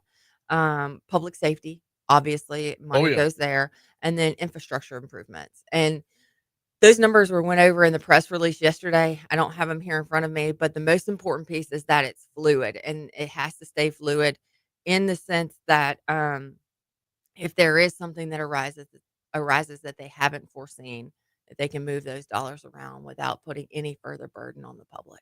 Metro Councilwoman Jenn Racca is in with us talking about the Thrive Baton Rouge plan. One of the parts from the dedicated library funding, it says a one-time rededication of $52.4 million from the existing library fund balance will be used to pay down debt, freeing up $9.4 million in recurring revenue. I want to ask about this in terms of the city's debt isn't like personal debt. Like if I've got to pay off credit cards or a car note, that looks one way. Right. When we're talking about a city's debt, it's completely different. How does this work? So, without getting too much into it, because there is still pending settlement talks with St. George, there's some debt that is owed there. And so that number encompasses a lot of that going back and forth. But I do believe that this allows us to be good neighbors, all ships rise, and pay off our debts and move forward. A lot of the parts of the plan talk about retaining a 1 year of operating revenue in their fund balance. Yes. Does that mean that everyone's going to appear flush just moving forward? Yeah. So whenever you looked at the libraries, and I used them because they had the largest fund balance, and we've called it several different things. They said that they pay as they go, but essentially they had accrued somewhere close to $100 million in revenue from the millages that they have, and that has been over I think around 5-year period of time. Yeah. So that money they had allocated and earmarked for projects and things. I think they were going to revamp the restore the main library and do some things there. They're The main library is not even 10 years. It was right at 10 years old. Yeah. 11 on their 10-year plan. Yeah. I think that they had some renovations that they were going to do, but some of those things will take a little bit more time now. But the most important piece is the money that they have, the money that they're given within the budget that they agreed upon, is it keeps them moving forward in the same manner for their daily operations. Right. It's my understanding and appreciation that they came to this number and there's no impact on their daily operations. The 10-year plan with regard to renovations, that may have slowed down a little bit, but they are pay as you go. I don't know if they're considering maybe taking bonds or anything like that moving forward if there's an immediate need, but I guess we'll figure that out as we go. But at any rate, they are funded and their money stays dedicated and they remain control over those dollars. What Retain control. What is the parish general alimony millage? Okay, so we get alimony. No, I didn't know that. So that millage, that was a new one to the council members, and our bond attorney tried to explain it to us and tell us. So that millage is money that goes directly into the general fund, and that is a millage that has been out there in the world, and it's something that we just didn't know a whole lot about. So he talked us through it. So we'll have more talks about that. But that is a millage that's out there. And so we do have access to those dollars. And Because it says it'll be renewed at 4 mills, and I'd never heard of this one. So it's very similar to a roll forward. We have the ability to roll it forward. I guess is an easier way to consume that information. But yeah, we roll it forward to 4 mills. The Council on Aging is going to take a bit of a hit as well. And that was a voluntary hit. Let me tell you, they came to us and said, we want to be a part of this. We want to help.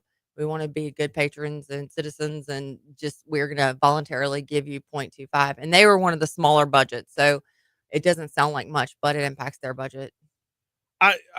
Metro Councilwoman Jenn Racca in with us, talk about Thrive Baton Rouge, the new plan for spending or for financing or funding our city parish government.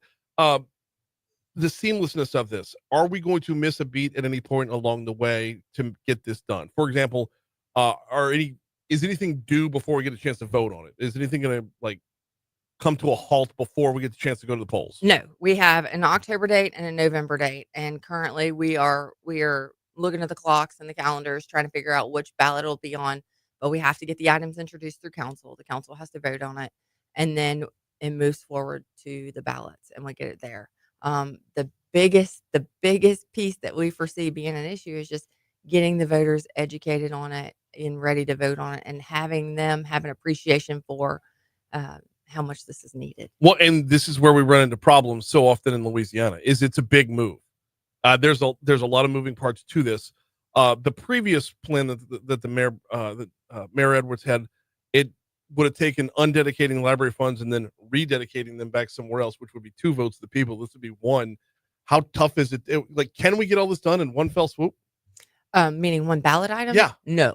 It's going to be multiple. Talk to me about that. What does it look like? We're still working on that, Okay. and we have our bond attorneys drafting everything, but that is where it becomes touchy, scary. to say the least. Yeah. I mean, Touchy is a good word. all right. So if the library is going to exist at 8.3 mils when they were previous, or where they are right now is what, 11.2? Oh, yes. Okay. I So think so.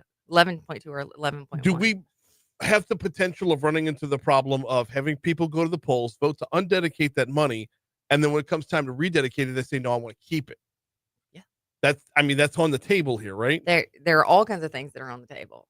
So we have to nail down that language, and then we have to present it to the public and make sure that they understand it. Yeah. And that is the scariest piece of all of it, because we really need folks to be tuned in and understand what it is when they go into that booth and what they're voting for or against, and how that impacts their daily lives moving forward.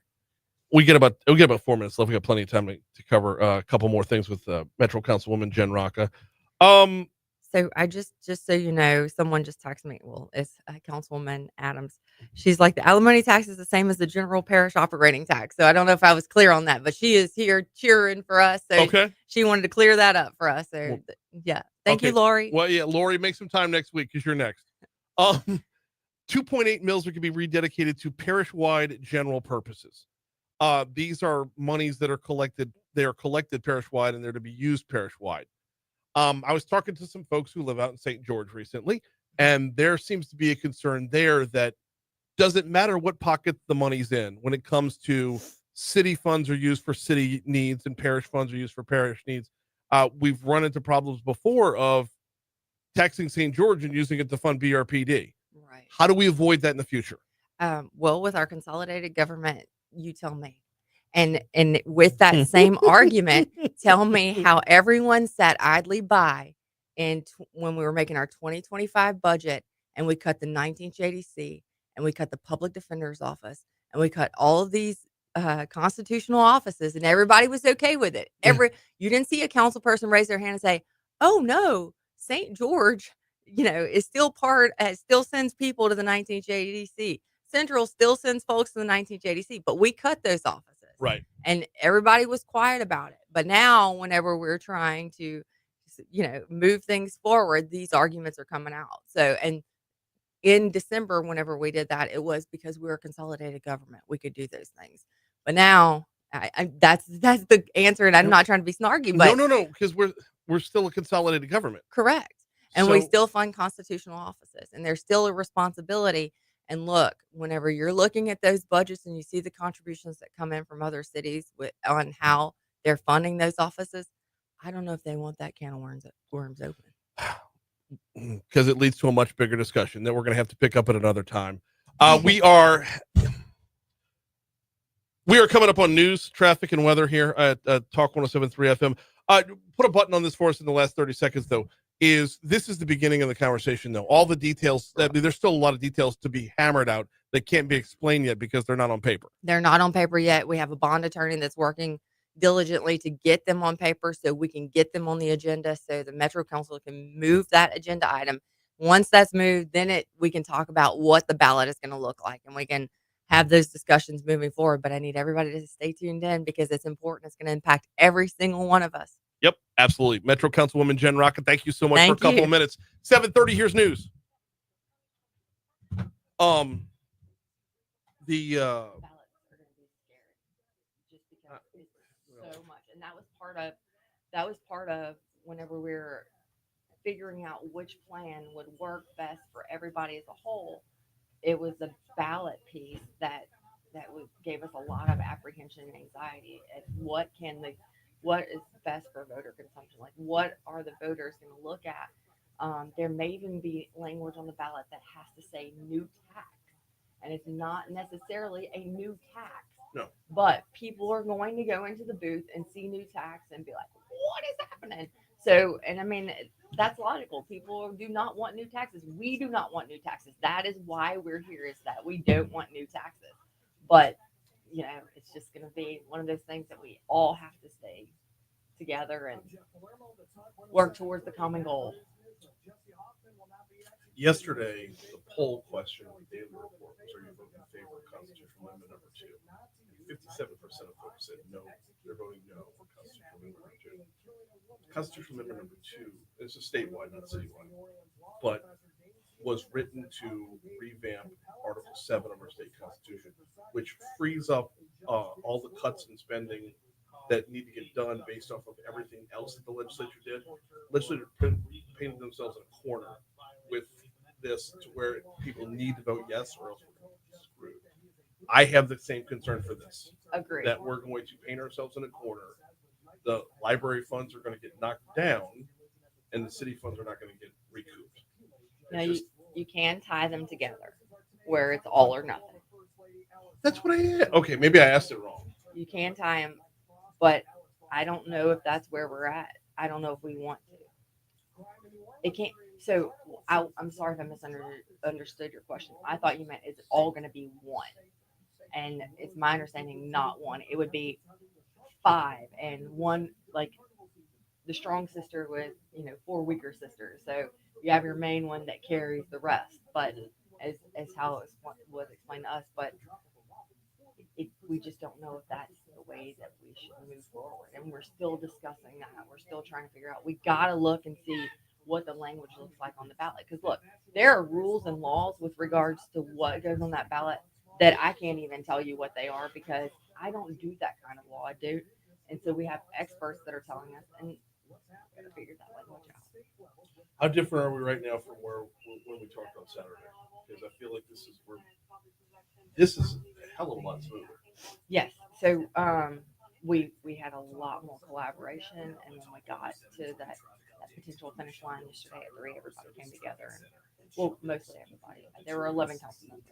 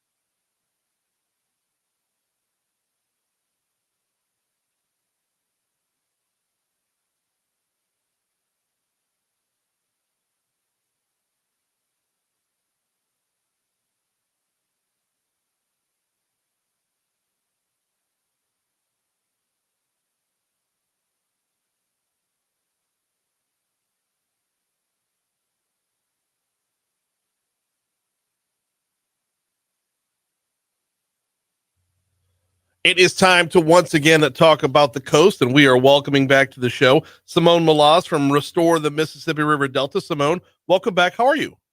Hi, Brian. How are you? I am doing very well. Okay. I talked to Christy a couple weeks ago. I'm gonna tell you the exact same thing. It was a bummer not seeing y'all up in DC. This year was so jacked up with the blizzard and everything. It was, but Brian, on the flip side, I heard people said how it wasn't as crowded and it was nice to move around. And so it sounds like everybody had two totally different experiences. If Yeah. you made it to DC or didn't make it, it is a great time to see so many people in one place, kind of to kick off the year ahead of a legislative session. And this year we have some other big milestones coming up. So for those purposes, we were sorry to miss out, but it was interesting few days here with the snow on the ground. Yeah, it was. Well, let's talk about that. You kind of set the table for the entire conversation here. And that is Washington Mardi Gras is a place where everybody gets together. And for folks like Restore the Mississippi River Delta, it's really a great reminder for all parts of the state of how interconnected the state is because of the Mississippi River Delta. So, if your voice isn't heard up there, what are you doing to make sure your voice is heard before the legislative session? Yeah, good question. So, of course, we always say in our coastal world that, you may not even realize it, but coastal touches everything, right? Coastal it is, and we're largely known for it being, an environmental issue, but it is really an economic issue and how many jobs could be generated, but also the communities and industries that coastal restoration and protection safeguards. And then, there's also other ramifications about good investments being made here in Louisiana with largely other dollars, and how we are the example for so many other people across the nation to say, we have a great plan, we have this science-based plan. If you give us the money, this is how we're going to invest it, and this is how we're going to leverage it. So it is about both economy and environment. And so it makes for interesting people you need to mix with, right? And so many Louisiana businesses are engaged in coastal work in one way or another, or we are working to restore and protect an industry or community that they serve in. So those are always really interesting conversations. I saw you at the lobby meeting. And so that what are a bunch of environmental groups doing at the lobby meeting? Well, it's because it is coastal transcends all these discussions, and it's places that we need to be. Of course, a lot of decisions are made at the Louisiana legislature. And so they might have some additional surplus cash. Could that go towards the coast? What projects could we build with that? And then, of course, something that Christy touched on when y'all spoke is the fact that we have an annual plan that prioritizes the big projects, not just for this year, but for the next 3 years. Well, okay. So you mentioned the lobby meeting. That's one of my preseason games, if you will, for the legislative session. No, if I want to be ready for session, I do Washington Mardi Gras, yeah. I do lobby, and then I do the Pelican Institute as well for their Solution Summit. Between those three, I know everything I need to know for the session. So give me some takeaways. What can I look forward to from a coastal protection perspective for the upcoming session? Yeah, so as previously discussed, the annual plan for this year's coastal program is $1.8 billion with a B. That is a significant investment in our coast from one end to the other. We have a plan, it's based on science, and then we prioritize those projects in that. So that's the plan. And then, especially as mentioned with the Louisiana legislature, if there's a chance that there's extra money available, that coastal is one of the eligible expenses for surplus money. So we want to be able to say, if we had extra cash available to invest in the coastal program, these are what our priorities would be. Brian, all that's in addition to other dollars being spent in Louisiana. The Army Corps of Engineers has an entirely different portfolio that adds literally billions of dollars to protection and restoration of Louisiana's coast. So this is a significant amount of investment, and we've been able to really leverage that and bring additional dollars to the table to make so many changes in a positive way, basically since Katrina and Rita, and then following up on Deepwater Horizon. You mentioned Deepwater Horizon and Katrina and Rita. We're going to get back to some of those individual projects in a minute. We're talking with Simone Malaz from the Restore the Mississippi River Delta. Deepwater Horizon, we're talking a good, 15 years ago now? It will be 15 years, and that's an important milestone for many different reasons. We can't ever forget that men lost their lives, and so many changes were made since then, and certainly how the industry works, but how we think about coastal projects, and how, we can't just think of them on a small individual basis, but things like Deepwater Horizon really underscores how regional we need to be thinking, right? Or even bigger than that. Landscape scale is how we would say that. And so we know what the impacts were and how broad they were, and we designed solutions to match those, and solutions that had an underpinning of science, which is really important. Now, science keeps changing over those years, which is why we always have new annual plans that come up every 6 years to make sure that we're keeping up with this. But I want to make sure your listeners understand that, like, people all over the nation look to Louisiana's Coastal Master Plan as the example.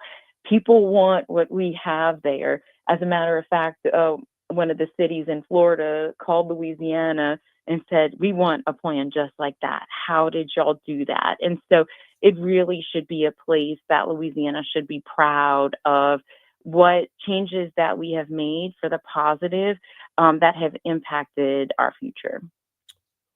Give me a couple of the projects in the annual plan that are in the works right now, something where we're actually seeing, terra firma moved underneath us. Absolutely, yes. So that is one thing. The majority of the annual plan budget is dedicated towards construction. A majority of that construction budget, a lot of it is going towards dredging. Dredging is the today's solution to build land quickly, and it certainly does that. And we want to make sure that that's balanced with both protection, but also the near-term solutions balanced with a long-term solution. Brian, we know that there's somebody once told us there's no status quo in Louisiana. I think they mean that about a couple of different things, but because Louisiana's coast is always changing, Brian, frankly, even our financial situation is always changing. Right. We are going to run out of restoration dollars in our near future, and so we need to be really thinking about investments and how we spend those coastal dollars. And, Brian, I have kids. I want to make sure that they have something to think about as well. So I don't want just only near-term solutions. I want to make sure that we're planning for our future as well. So we very much have our eye towards balancing protection and restoration. So we need the levees, but we need the protection in front of the protection that comes in the form of restoration. And we need those short-term solutions, but we also need to think about long-term investments as well. What does success look like? Because with this legislature, you got to show ROI. And when it comes to coastal protection and restoration, sure, you can have, say, pictures of a barrier island or show the actual work of dredging being done. But what does success look like on paper for y'all?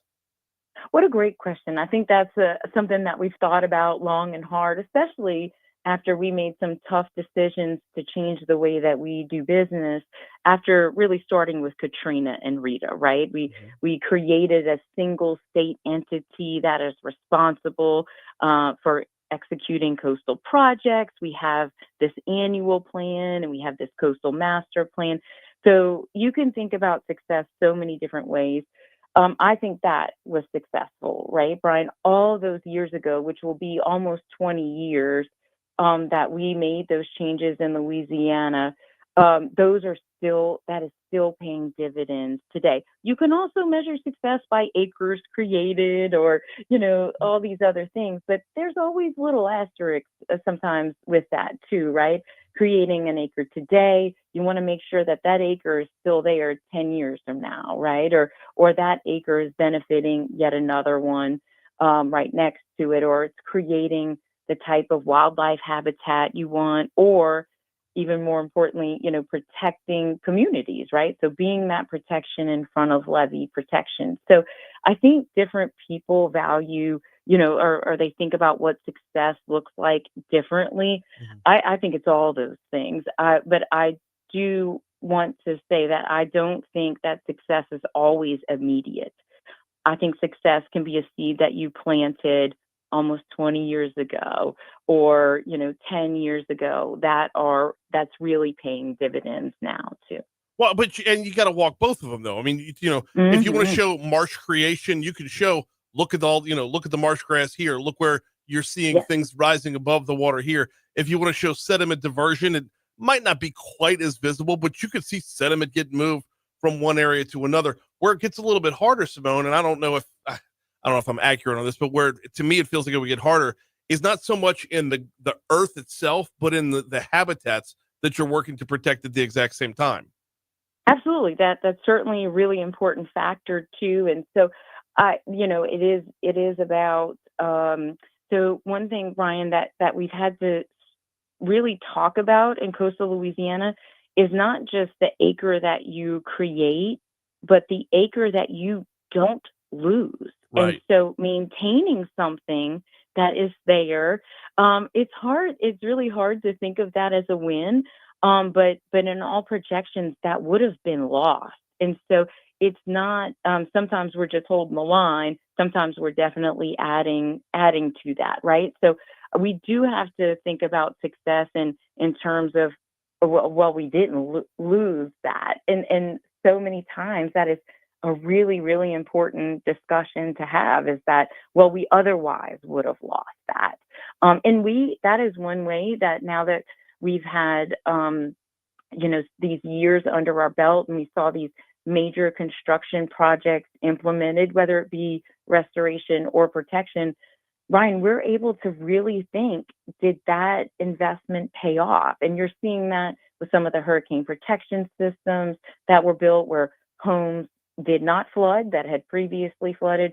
Also, too, that this headland that was rebuilt, it fared really well during a storm. So that's a nice place to move into, is analyzing, success on these projects that we built, and really thinking about what almost next gen projects are. What's next? What are we building next? And that's really what the annual plan envisions. Because again, it's about the projects that have, where we want to spend money today, but it importantly projects 3 years down the road. And, the coastal master plan and the annual plan all move outside of term limits or somebody's elected officials terms and all those kinds of things. And so that's important part of the process. So the fact that it's based on science, that there's so much transparency and public discussion on these, but there is legislative oversight, et cetera. That's all been really, really positive changes that we've made in the recent decades that have proven to be successful.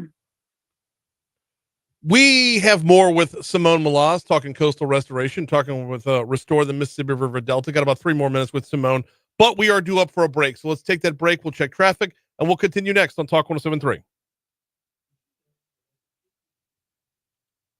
All right.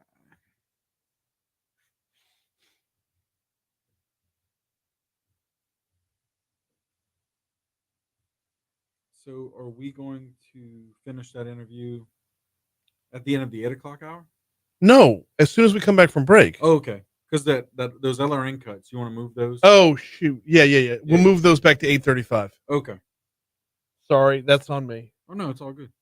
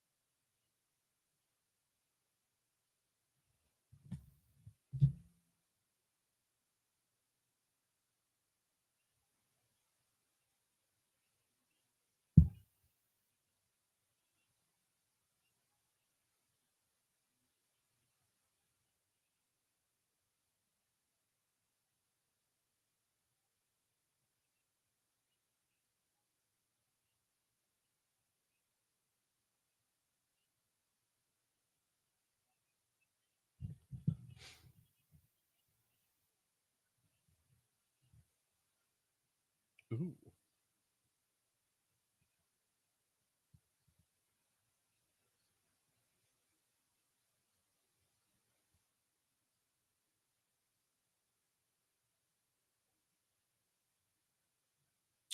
Let me toss back to it.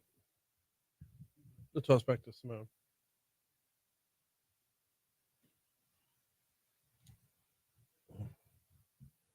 You have part two up?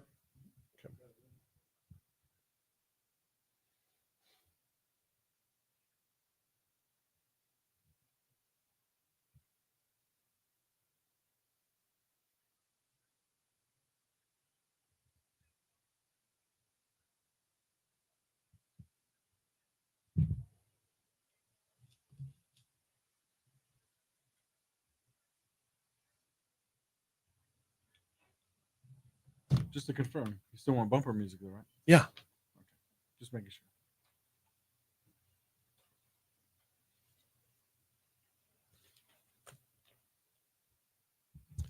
.754 Talk 107.3 FM WBRP. We had to take that quick break right there. Got the chance to sit down with Simone Malaz from Restore the Mississippi River Delta recently, and as often happens when Simone and I get to talking, things ran a little bit long. So while we had to take that break right there, we will now pick up our conversation. Just a couple minutes left with Simone. Want to wrap up talking about the upcoming legislative session, if we could. Are we too early to pinpoint which legislation we should be on the lookout for? What would be benefiting the Restore the Mississippi River Delta? So the annual plan has to move through at least 4 different committees on both the Senate and the House side. It moves through both transportation and natural resources. It goes sometimes through a few others, and obviously full votes on both the House and the Senate side. That comment period on that plan is open until March 22nd. And then, of course, it'll get submitted to the legislature usually a week or two after it starts. In the past, there's been some other legislation that has been in a couple of the different other agencies, and those are just things we keep an eye on, especially if it comes to levees or other conservation efforts. But the annual plan is usually the big deal, and of course, we're hoping that coastal always is part of any surplus conversation. I mean, if it runs into any kind of like hiccups or barriers, can you just build a barrier island and name it after the congressperson or the legislator who didn't want to fund you? I mean, does that butter them up at all? No, I'm not going to answer that question for you, Brian. I think that was rhetorical. I sat on that Brian, waiting to trip you up with it. There would just be so many names. Welcome to Jack McFarland Island. So many names of so many people that have helped along the way. So that list would be a really long one. I think one of the best things is, Brian, is just in that statement is that this has coastal has largely remained not just bipartisan but nonpartisan. It's something that Louisiana residents understand. They know the changes that we've made and positive changes about a science-based coastal master plan and how we use our dollars. And so I think that's one of the best things that we can share with all these other states that want to know more about how we got successful here. It was that engagement, that involvement with roots in science, and sometimes, that that seed planted all those years ago takes a little while to grow. She is Simone Malaz with Restore the Mississippi River Delta. I appreciate a couple minutes this morning. Thank you, Brian. Always. We appreciate coming to you.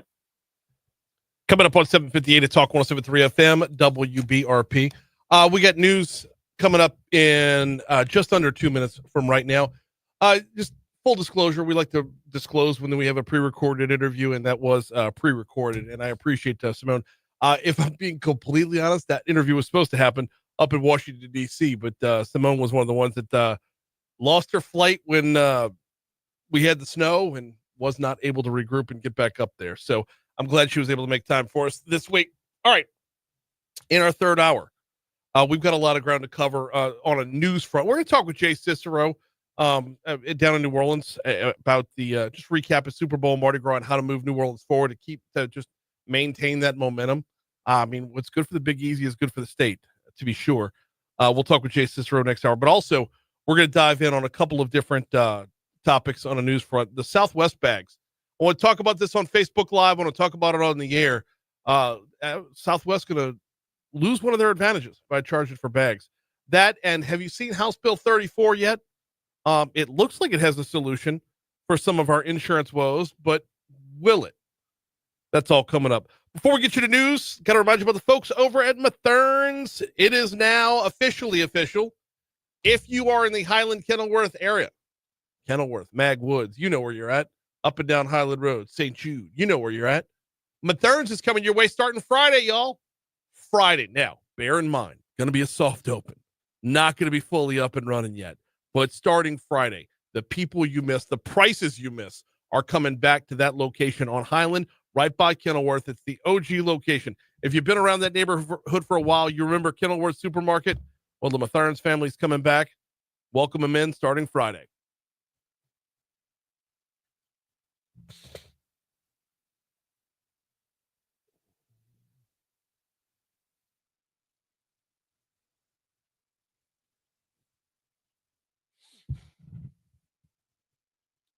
Wait, but Tony's not coming.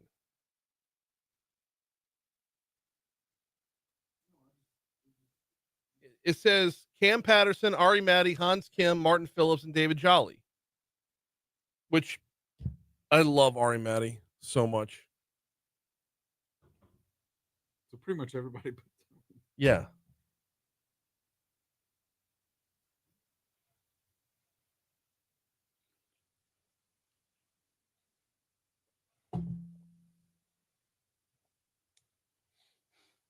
That'll still be good though. I think that'll still be a good show. Is Martin Phillips the guy that shouts everything? I can live without him. I don't know. Cam Patterson's funny. Yeah. He's like sneaky smart because he tries to sound all hood, but he's really brilliant. Yeah.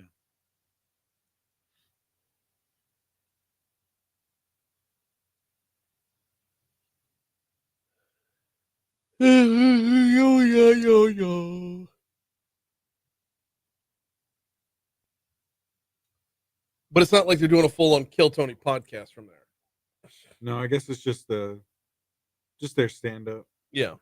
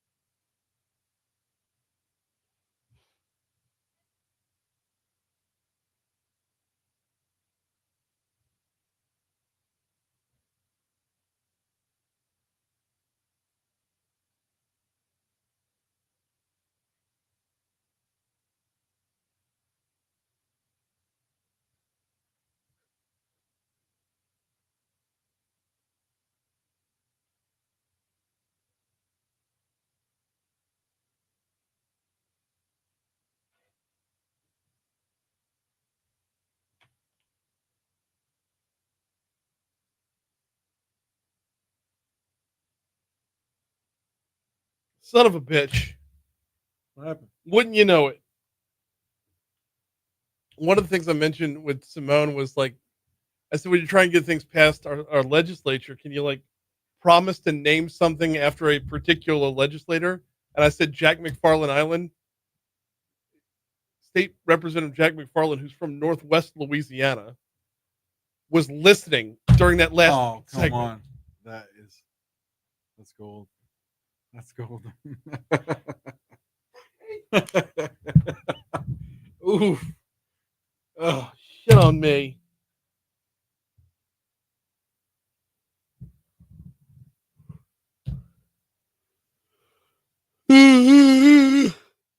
Oh, excuse me.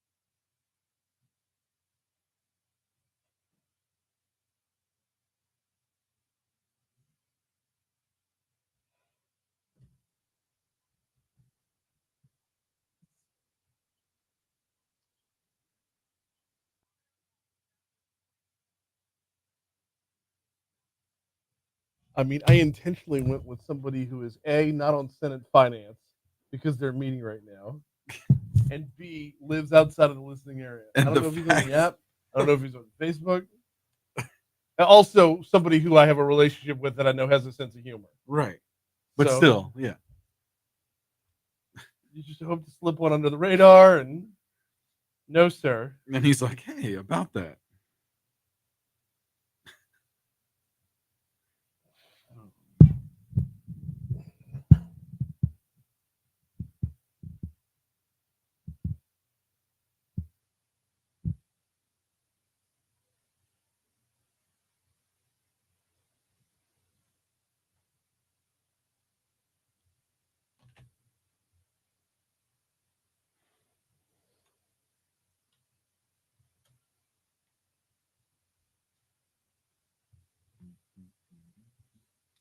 Oh, we're gonna blow out the outside in today. By the way, I want to do something else. Okay. I've been doing the outside in since launching the show, and well, not since launching, since coming back after COVID. Yeah. And it hasn't picked up a sponsor, and I feel like it should have a sponsor because it's a good benchmark segment. Right. Yeah. But if it's not going to gain traction, and I've been doing it for 4 years, then what am I doing? Are you gonna try that new thing? What was it? Oh, This reminds me. yeah, yeah. Yeah, but I got to get back into it. This is going to be another test case that I'm workshopping as we go. Sounds good.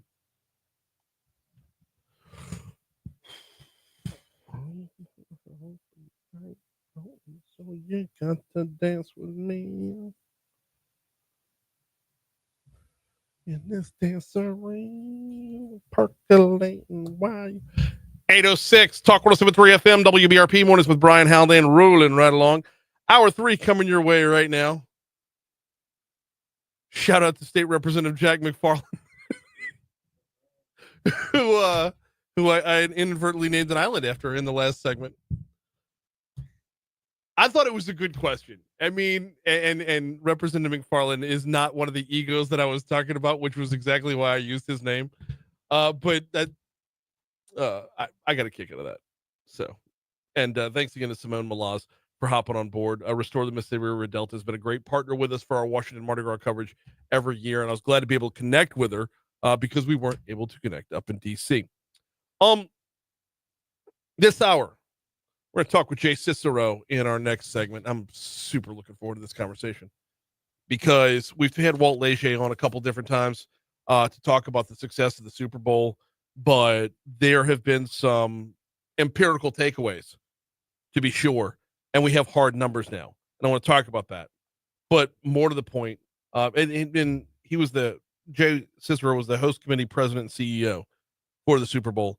But more to the point, I want to talk about how do you spin this into future success, and how here in Baton Rouge do we see the residuals of this success. So that's coming up in our next segment. Also this hour, we got a hodgepodge of news stories to cover in our 8:35 segment. One of which is going to be about Southwest Airlines, another about some pre-filed legislation. We'll get to all that later on. Right now, though, this day in history, let's get it.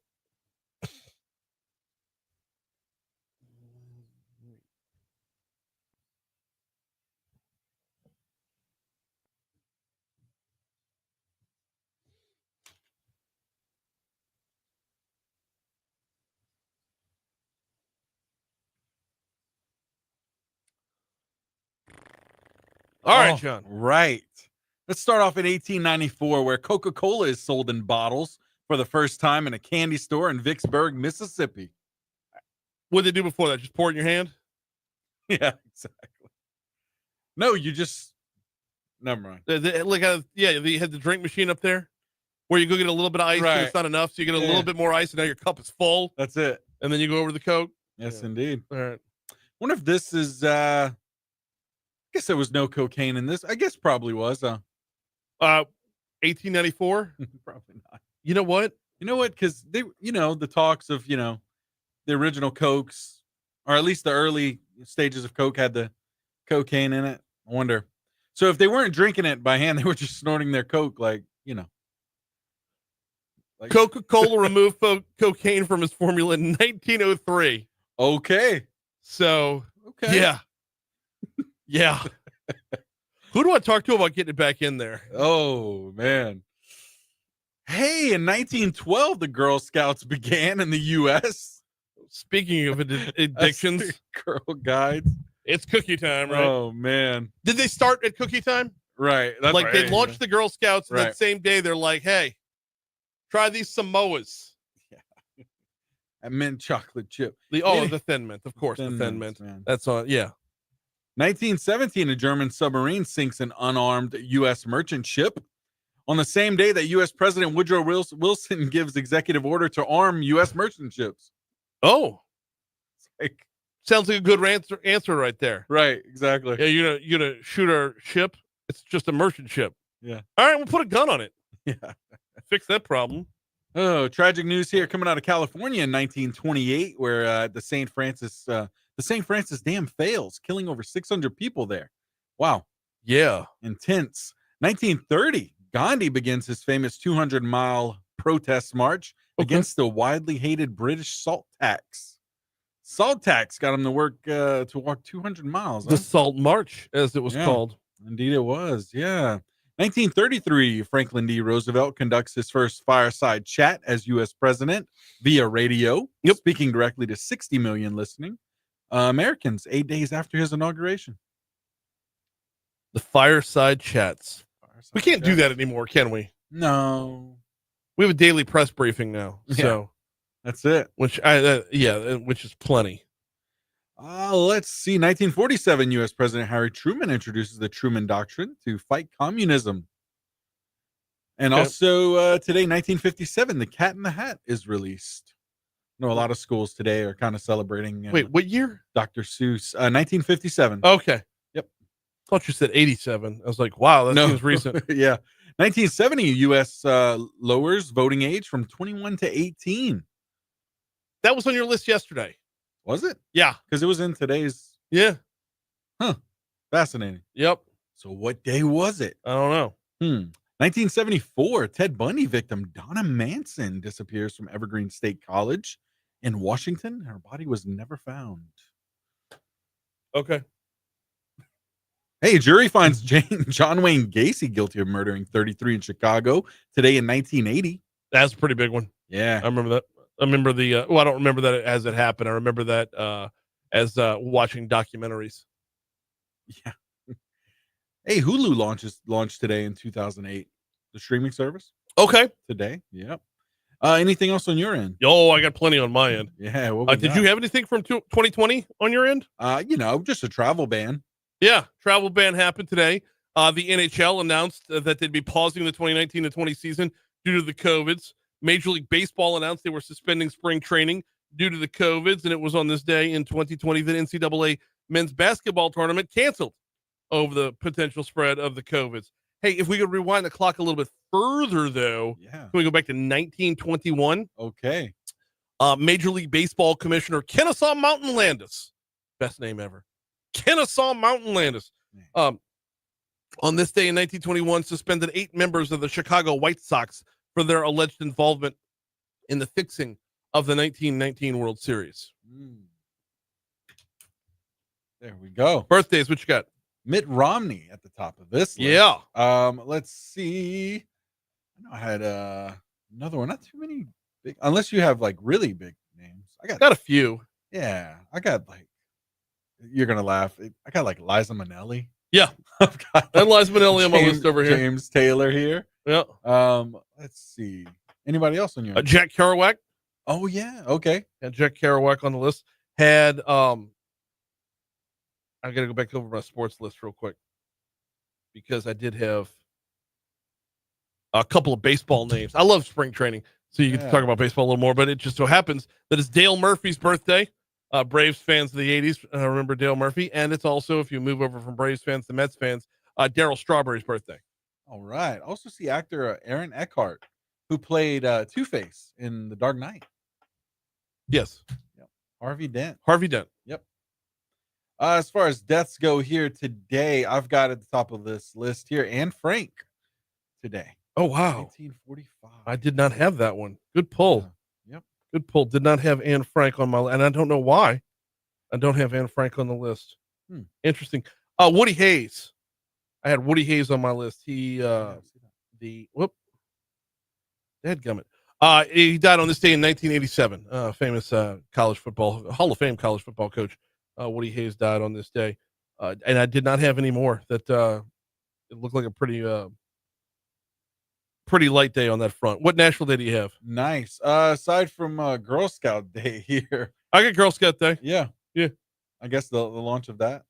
Oh, you know what death I did have that I debated on whether or not I wanted to even mention it or not, because I don't know who's going to even recognize this name.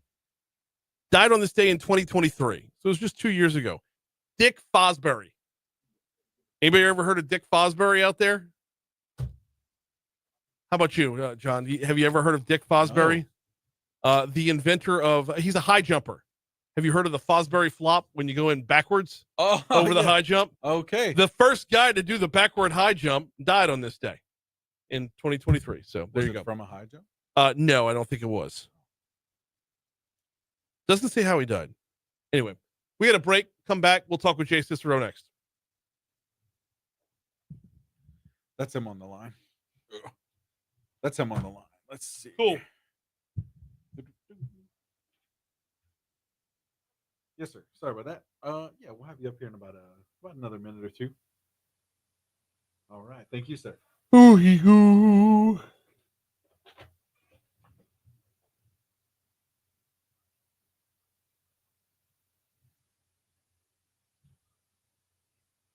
No macaca.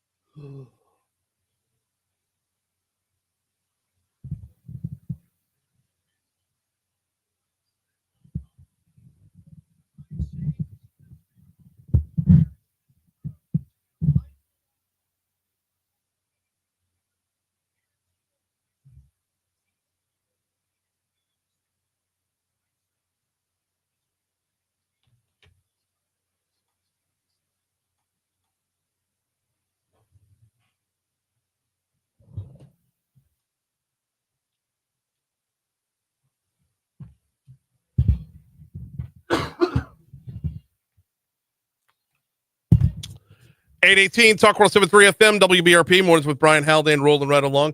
Running a minute or two behind, so let's waste no time and welcome back to the show, Jay Cicero. Jay, how are you, man? I'm doing great, Brian. How are you? Doing very well as well. So, little chance to exhale, little chance to recoup, relax, and get your feet back underneath you after such a flurry to start off the year. It was a flurry the last year and a half. But,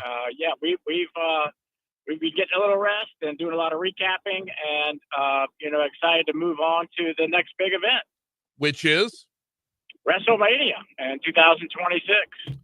So we have the USA Gymnastics National Championships this summer at the Smoothie King Center, and we do the NOLA Pickle Fest with Drew Brees and benefiting the Brees Dream Foundation this summer also, and then the annual New Orleans Bowl, and then WrestleMania, the big one, coming in April of 2026. How did WrestleMania come about? Because we all know the process for getting the bids in for the Super Bowl and whatnot. How does it work for WrestleMania? Well, WrestleMania has had a change of ownership and leadership the last couple of years, but we've remained very close to them over that time period. And we've really been working on this for two and a half years trying to get the event back. Originally several years ago, we were talking about 2025, and then when the Super Bowl was moved from 2024 to 2025 due to the adding of the 17th regular season game and creating a conflict with the second weekend of Mardi Gras, we started talking to WWE about 2026. And so we've been kind of working on it ever since. Us, ASM, the Montreal Convention Center, New Orleans and Company, all of us together. But the Sports Foundation's been the lead agency to work out the deal to get them to come back. We're talking with Jay Cicero. He was the president CEO for the host committee for the Super Bowl, and now we're talking about the projects that are upcoming. Actually, Jay, if we could recap a little bit about what the successes were from this Super Bowl, not just the firsts and the events, but some of the numbers as well. Well, it seems like it was longer ago than 1 month, but it was 127 million, a record 127 million viewers for the game. And of course, the game wasn't that exciting. So I think if it were a tight game, the numbers might have even been higher, but that was a record there. We had over 6,400, a record 6,400 credentialed members of the media here all week. Just an incredible show of popularity, not only for New Orleans, but popularity of the NFL and Super Bowl in itself. We had the first ever, map lighting projection on historic buildings in downtown New Orleans with the Cabildo, the Presbyterian, and of course the St. Louis Cathedral. Yep. And the first ever Super Bowl parade for New Orleans. That was really a big hit for them. And so just a lot of things that were first for New Orleans and records. Record number of people coming through the airport. Yep. About 10 or 12,000 on Monday, the out day when leaving.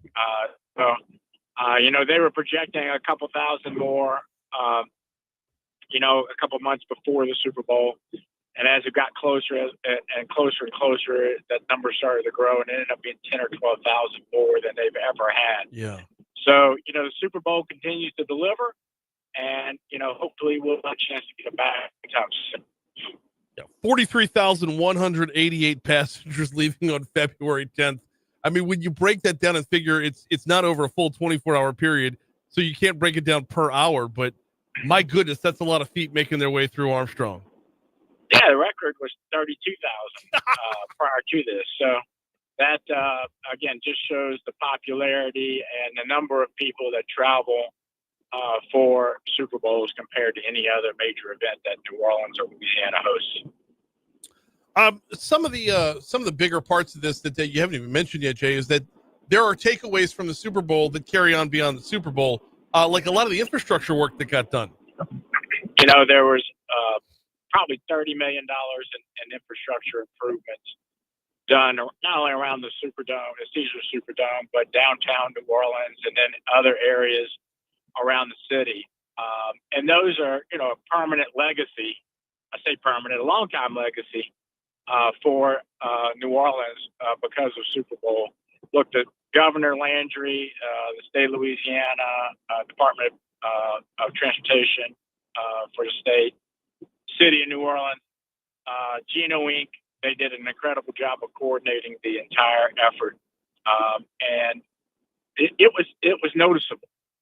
And there was a lot of heartache last summer and a lot of pain. But as soon as Poydras Street and some of the other streets started to get repaired and cleared, there was a lot of relief. And I think people were able to see, okay, this is the benefit of a push for something like a Super Bowl that really comes with a major event like this. Broaden this out for us for the benefits of statewide, because I mean we're on here in Baton Rouge, and obviously it's a huge win for New Orleans. But how does it translate to a huge win for the state as a whole? Well, there's huge economic impact associated with Super Bowl. Now we're in the middle of doing the state of Louisiana is performing an economic impact study for Super Bowl now. I don't expect that until May or so, but if you look at what it was for 2013 Super Bowl, and this is 12 years ago, it was $480 million economic impact. And that's a huge number in itself.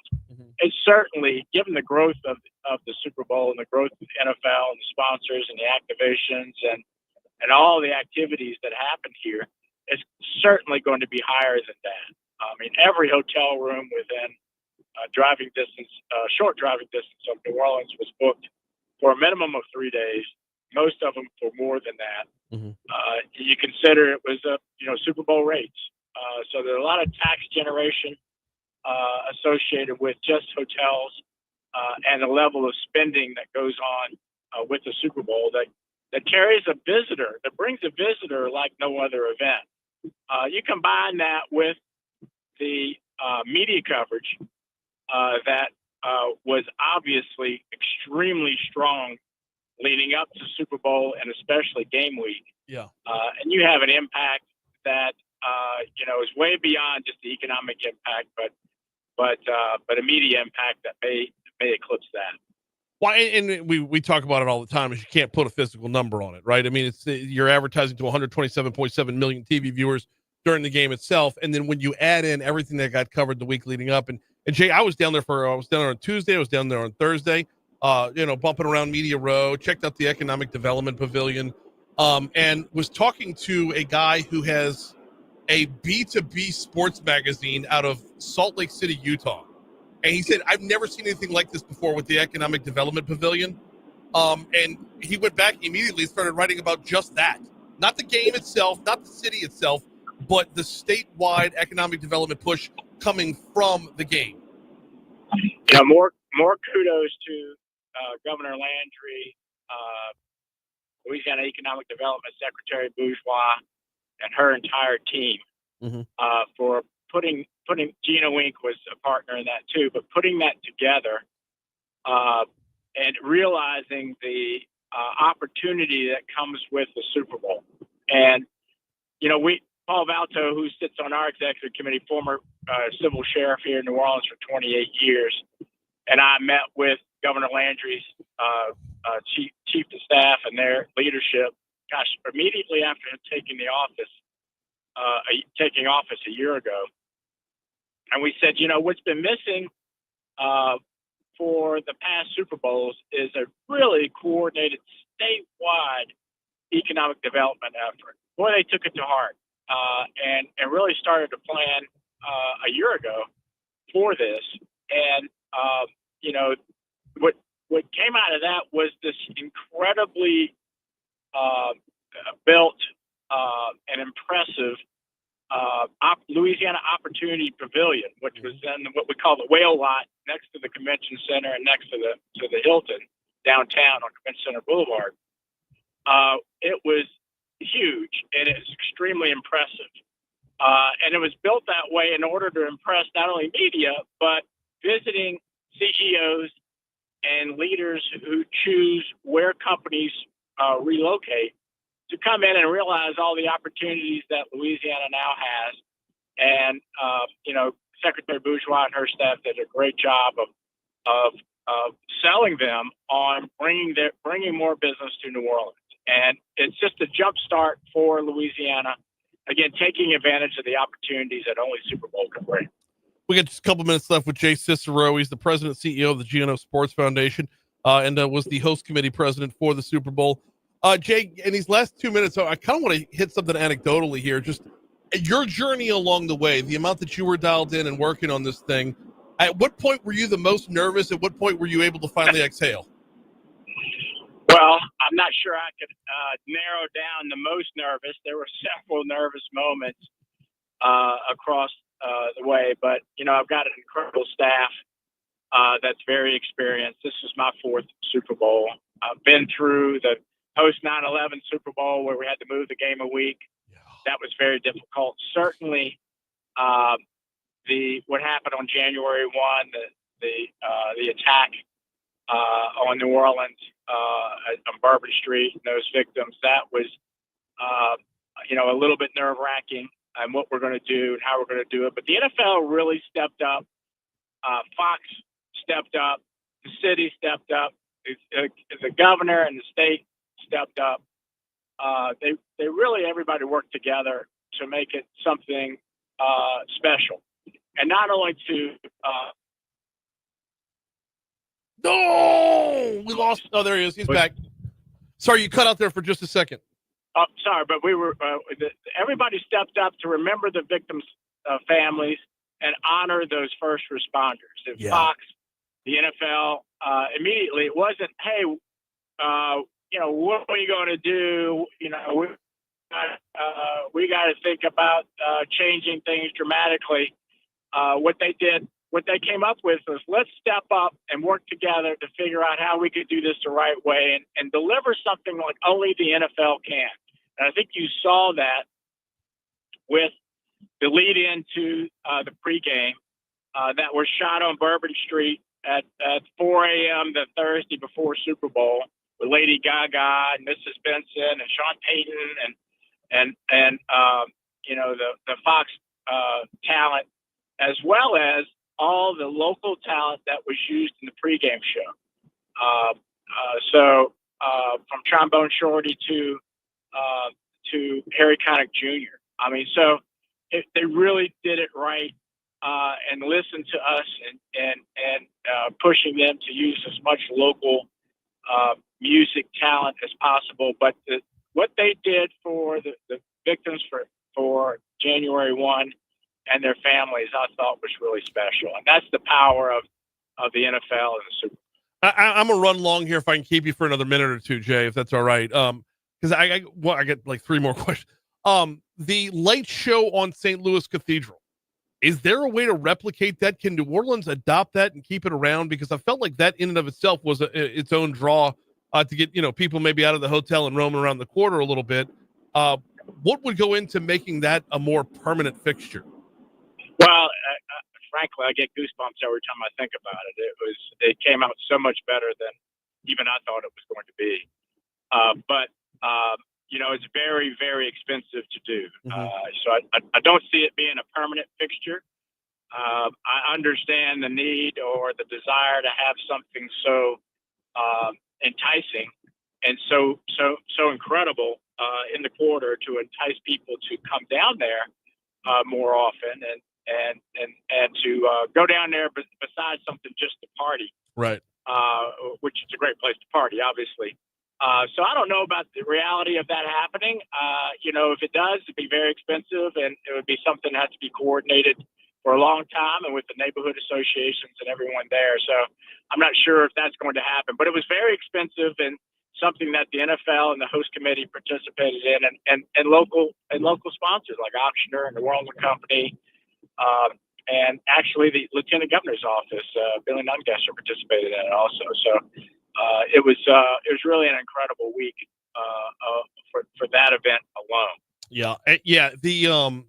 And it's just another example of how the Greater New Orleans Sports Foundation in your work with the host committee there, there's just Venn diagrams all over the place of just the crossing of the streams, the crossing of the circles, where everyone was intertwined throughout to get this done from start to finish. All right, last one before I get you out of here, and that's looking ahead to WrestleMania 2026. Obviously, it's a huge deal, but compare it side by side with the Super Bowl. What scale are we looking at here for the amount of work that's going to go into it? Well, I can say that nothing compares to the Super Bowl. Right. So it's unfair, really, to do that Okay. For any event. But it's probably right up there with a men's Final Four, which we hosted and managed along with Tulane and University of New Orleans back in 2022. So it's that kind of size and scale. Yeah. They've expanded the event from 1 day at the Caesars Superdome to 2 days. So it's 2 days of 70,000 people at the Superdome, plus a couple of nights at the Smoothie King Center for Friday Night SmackDown and Monday Night Raw, and a few other events in between, especially at the Convention Center. So you compare the size of the event versus what Super Bowl is. Different crowd, different type of traveling person. So the economic impact for that was somewhere around $175 million. Wow. Back in 2018, the last time we hosted. So I mean, but it's unfair to compare anything to Super Bowl. The amount of work that goes into it and the return on the investment for the state of Louisiana. All right, last one. This time I promise this is the last one. Is Okay. when's the next Super Bowl? When are we back in the rotation here? Well, we're always talking to the league about bringing a Super Bowl back. And so it's very complicated because we have Mardi Gras dates that move around. We have conventions that are booked for many, many, many years out. And the dates for Super Bowl kind of conflict with all those. So we're talk to the league all the time, like we talk to WWE, like we talk to the NCAA, the NBA, the USA Gymnastics, other event owners constantly about, okay, when can we have the opportunity to bid? So, hopefully it won't be 12 years in between. We certainly would like that to be a lot shorter, but everything really needs to fall into place for the right year and the right place. He is Jay Cicero with the Greater New Orleans Sports Foundation, just wrapping up work from the host committee for the Super Bowl. Jay, we appreciate a couple minutes this morning. Thank you, Brian. I appreciate you. Absolutely. It's 8:35 at Talk 107.3 FM WBRP. We blew right past ABC News. Let's check our local news, traffic, weather. We got a lot still to cover before we're out of here. That's up next.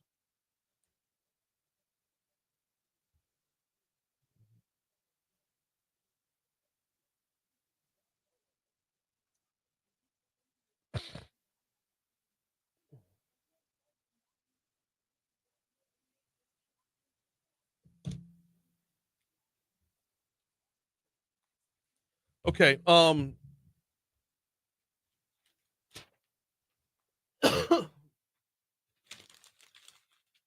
Franz is going to be featured. Oh.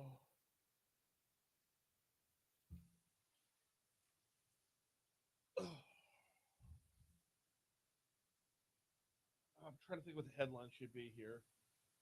God, he walked down the path of his own. He did not want to engage in a conversation. He wanted to rattle off talking points of defending his client. And it should have been about more than that. It should have been about the overall 10,000 foot view.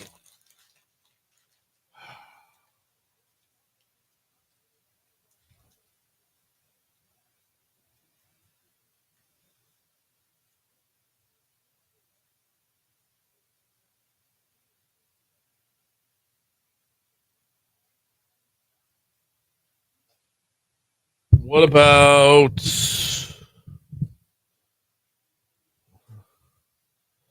something about turning yourself in? That's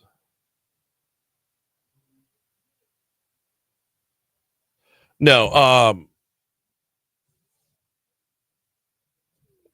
Here's the headline: Inside the arrests for the Southern, capital S Southern, hazing death.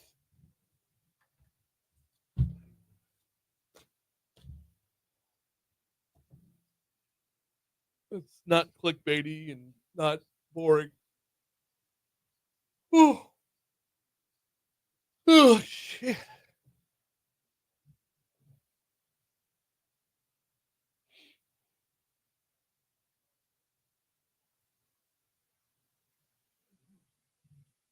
My fault. I'm contagious with the yawn. All right, so we're going to go with those LRN cuts here, 4, 5, and 6. And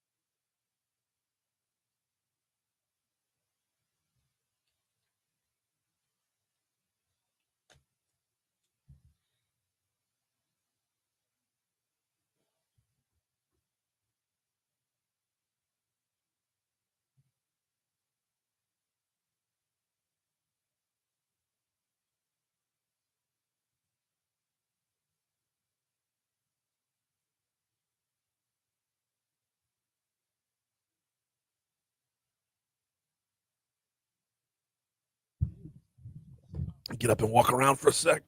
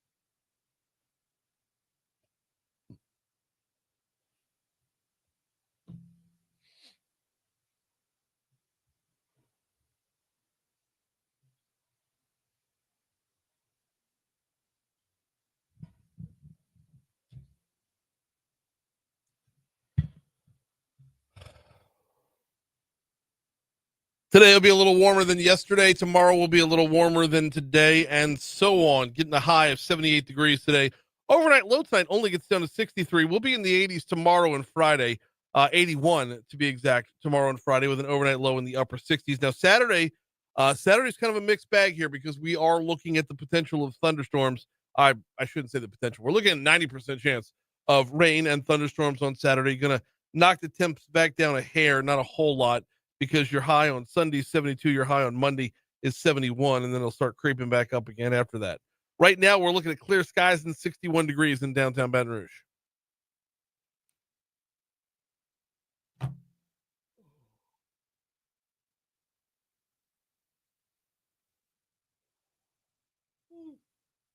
Whew.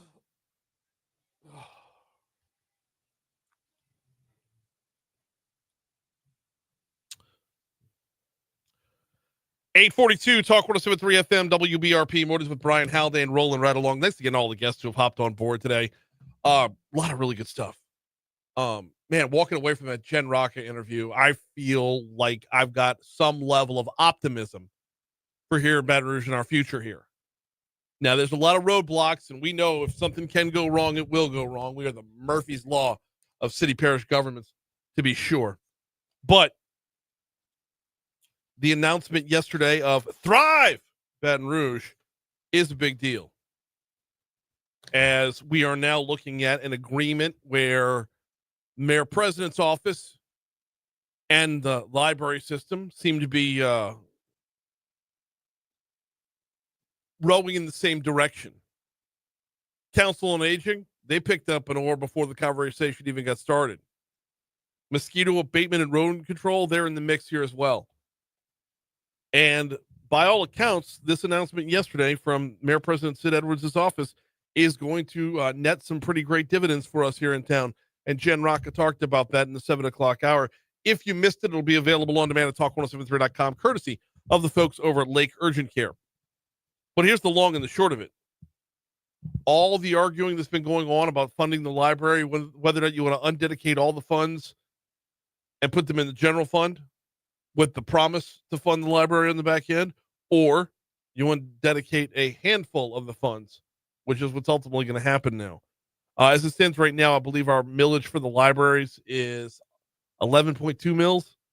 They're going to knock that down to 8.3 mils, which gives the library a $48.14 million annual budget. You can get a little bit done with $48.14 million, right? One would hope. I mean, it might slow down their hopes, wishes, and dreams of new construction, but we have so many problems in Baton Rouge that need to be addressed. And we finally have a mayor president in the office who's willing to have the adult conversation and say, no, enough's enough. What we're doing is not sustainable. We have to rework everything. And a lot of this plan is going to do that. By the way, this one-time rededication of $52.4 million, that's going to free up $9 million and change for recurring revenue. Man, we talked about that with Metro Councilwoman Racca last hour. To me, that's the biggest part of this, because it's not just about plugging a gap in one budget. It's about setting us on the right path for future budgets. That being said, we do have a lot of bloat in our city parish government. A lot of duplication of services as well, which I'm sure will be scrutinized next. Now that we have the dollars in the right spots, we can scrutinize that next. Before we get to anything else, I want to remind you about the folks over at Cajun Soft Wash. As we have that warming trend in our forecast, that's just going to be the way it is for moving into spring and then into summer as well. And since it is springtime, it's time for spring cleaning. And with the spring cleaning, you want to take care of more than just what's inside your house. You want your outdoor space as well. Well, how are the walls looking on the house? Looking kind of green? Looking kind of black and stained on the outside? CajunSoftwash.com is your answer. CajunSoftwash.com. What that is that's mold, that's mildew, that's algae, and it's not just on your walls. It can be up on your roof. And if it's on your roof, it's damaging the lifespan of your roof. Algae, moss, lichen, all these things, they can shorten the lifespan of your roof. It's the number one cause for roof failure or premature roof failure. Learn more at CajunSoftwash.com. They'll take care of your roof. And with their drone technology, there is no nook nor cranny that is out of reach. They'll take care of your roof, your walls. They'll wash down your sidewalks, your driveway. Get yourself right with the spring cleaning inside and out with CajunSoftwash.com. And everything that applies to your home applies to your business as well. We've got pre-filed legislation that we need to talk about. It's HB 34. The abstract says provides relative to medical expenses that may be recovered at trial. Ooh,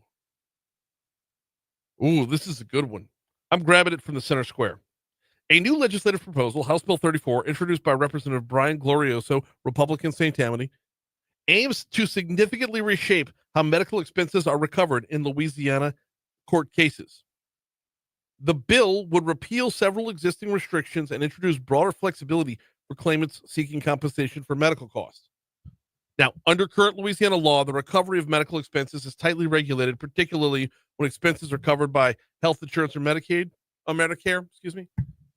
Claimants are limited to recovering only the amount actually paid to a contracted medical provider, not the often higher amount billed, along with 40% of the difference between the billed and paid amounts to account for the cost of procurement. Well, this new legislation puts in a dramatic shift to this because it's supposedly going to eliminate the restrictions. The bill will scrap the definition of contracted medical provider. It'll scrap the definition of cost of procurement, and it'll scrap the definition of health insurance issuer from the legal framework. It also repeals provisions that limit recovery to amounts paid and restricts how juries are informed about medical expenses. This is one that I know we've been looking at tightening things up on the transparency front when it comes to being injured in an accident. I don't know if this bill does that, y'all.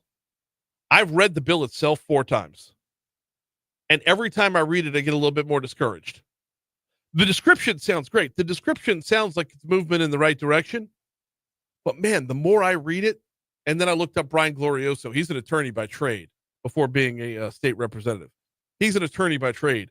And once I learned that and went back and read the bill another time, this one honestly feels like this argument's going to come up. The collateral source argument's going to come up. What's coming on the car insurance front in the upcoming legislative session. This legislation, this pre-filed bill, feels like an attorney wrote it to get out in front of the argument and make it look like they're doing something when nothing's going to get done. The bill itself looks like it's written to be vague on purpose.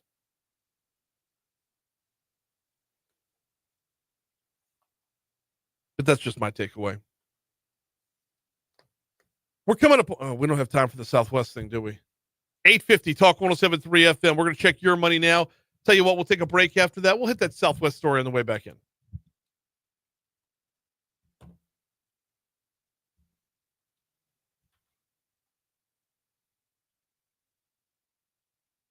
That was weird. That's the second time in the last 2 months my vision just went blank on me. Couldn't read the paper in front of me. Could not read the paper in front of me. So weird. Not blurry, just blank. Blurry. Okay. Blurry. That's, like everything just looked like they just looked like black lines going across the paper. Oh shoot. Dang, man.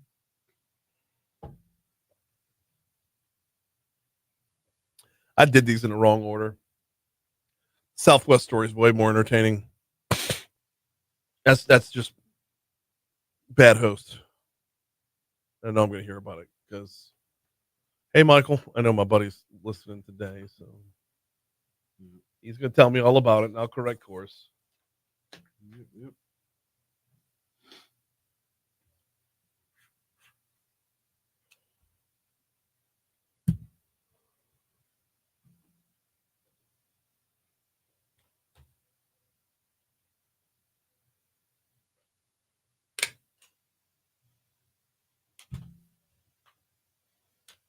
We'll come back to that bill.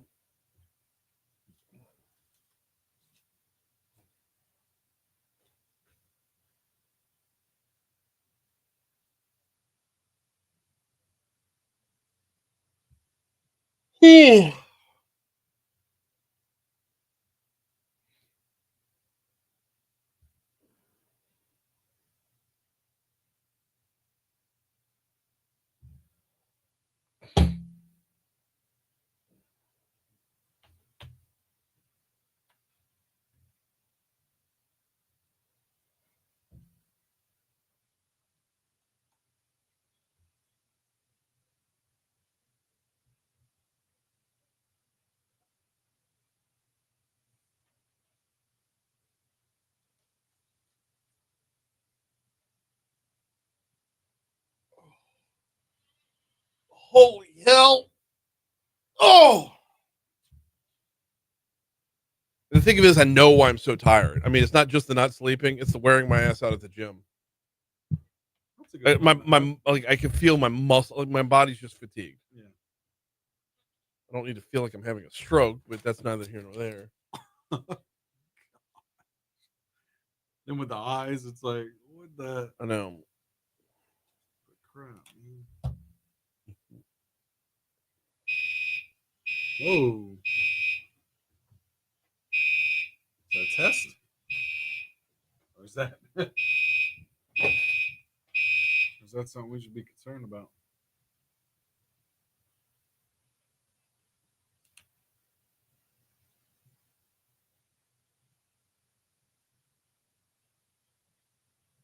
I don't have an email saying we're testing, but it ended. So, oh.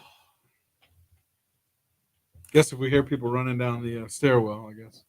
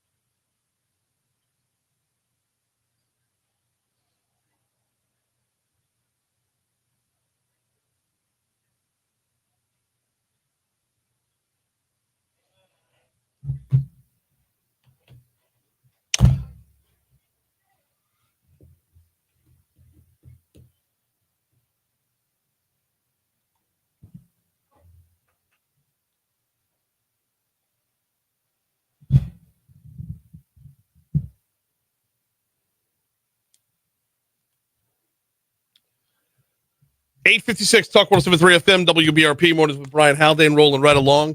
Going to squeeze in as much as we can in these last 3.5 minutes before we hand off to Moon.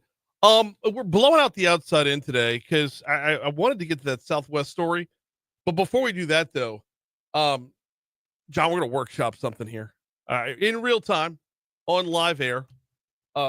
We've been testing out, dipping our toe in the water for some new types of content and whatnot.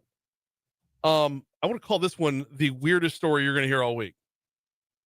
Okay. All right. The weirdest story you're going to hear all week. Here we go. I don't know what should we call it? If we do this as a segment, you know what I would call it? If we end up doing this as a regular segment, I want to call it not on my bingo card. Okay. That's the common phrase. Yeah, right? yeah. I didn't have that on my 2025 bingo card. Yeah. All right. You ready for it? Here's the lead. Know. Here's the lead. Okay. A man claimed he was shot by his dog while lying in bed Monday morning, police say. The Memphis Police Department, there's your first thing right there. This wasn't out of Florida? You read that lead sentence 100 times, and 100 times I'm going to tell you I'm expecting the story to come out of Florida. The Memphis Police Department responded to the accidental injury call on the 700 block of Whitney Avenue just before 4 a.m., where Gerald Kirkwood told police he was lying in bed with his female friend when his dog jumped on the bed. Oreo, the 1-year-old pit bull, allegedly got his paw stuck in the trigger guard and he hit the trigger. Kirkwood was grazed by a bullet in the top of his left thigh. There, but for the grace of God, right? I mean, you get grazed on your thigh, you're not too far from ground zero. Yeah. Reports say the female friend left the scene after the accidental shooting and took the gun with her. What? The victim was taken to Regional 1, I guess that's the closest hospital, in non-critical condition. Quote, there was a freak incident. The dog jumped up and caused the gun to discharge, said a friend of the wounded man. The friend said the pit bull's really friendly when he's not shooting people. Yeah, he had to clarify that. The pit bull's really friendly, and that his friend goodness. is fine. So the guy who got shot in the thigh is doing okay. By the way, a local TV reporter visited the house on Monday. The victim was not there, but the dog, Oreo, was. Oh, of course. So, I mean, yeah. that's a guard dog at its finest. If He's you're- probably locked and loaded in there. The woman took the gun with her. I have so many questions. He's a pit bull, dude. He's probably still packing. She took that gun. Right. What was Yeah. the gun doing on the bed? That's my first question. I mean, what are you into there? Maybe you're just laying in bed with your female friend With a loaded at gun. 4 o'clock in the what good is an unloaded gun, John? I mean, you know what I mean? Playing with the safety off over Just there. saying, is this like a Harlem Nights situation? Remember when Eddie Murphy had to? What is it? Is that what we're talking about here? Oh, I mean, I don't know what they're into. Is this like a Ralph Cifaretta thing going on? yes, that would definitely go down as the oddest. Not on my bingo card. Not on my bingo card at all. All right, Moon's coming up next. Oh my goodness. Still didn't get to the Southwest story. Damn it! No, this was important. It was important. No, that's what Oreo, I'm saying. man. I'm not even. This is Oreo. that's insane. A 1-year-old pit bull. Oh, A man claimed he was shot by his dog. Well, do you think they just pinned this on the dog? Right. Or do you think the man and a woman are into some kinky shit? She And shot the him gun on went off? accident. Yeah. She fled the scene, took the gun, Yes. took the The dog jumped on the bed and got his paw stuck on the trigger. Yeah. I'm not buying it.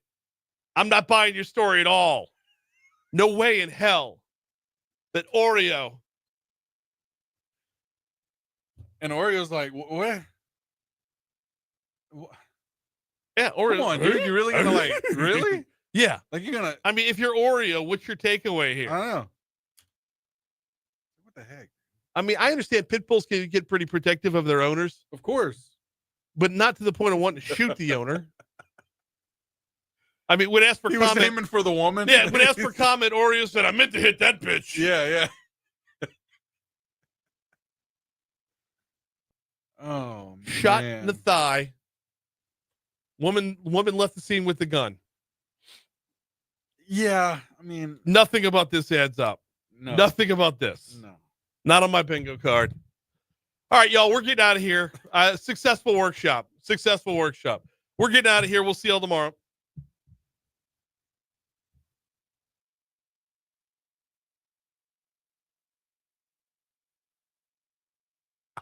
Allegedly. Yeah.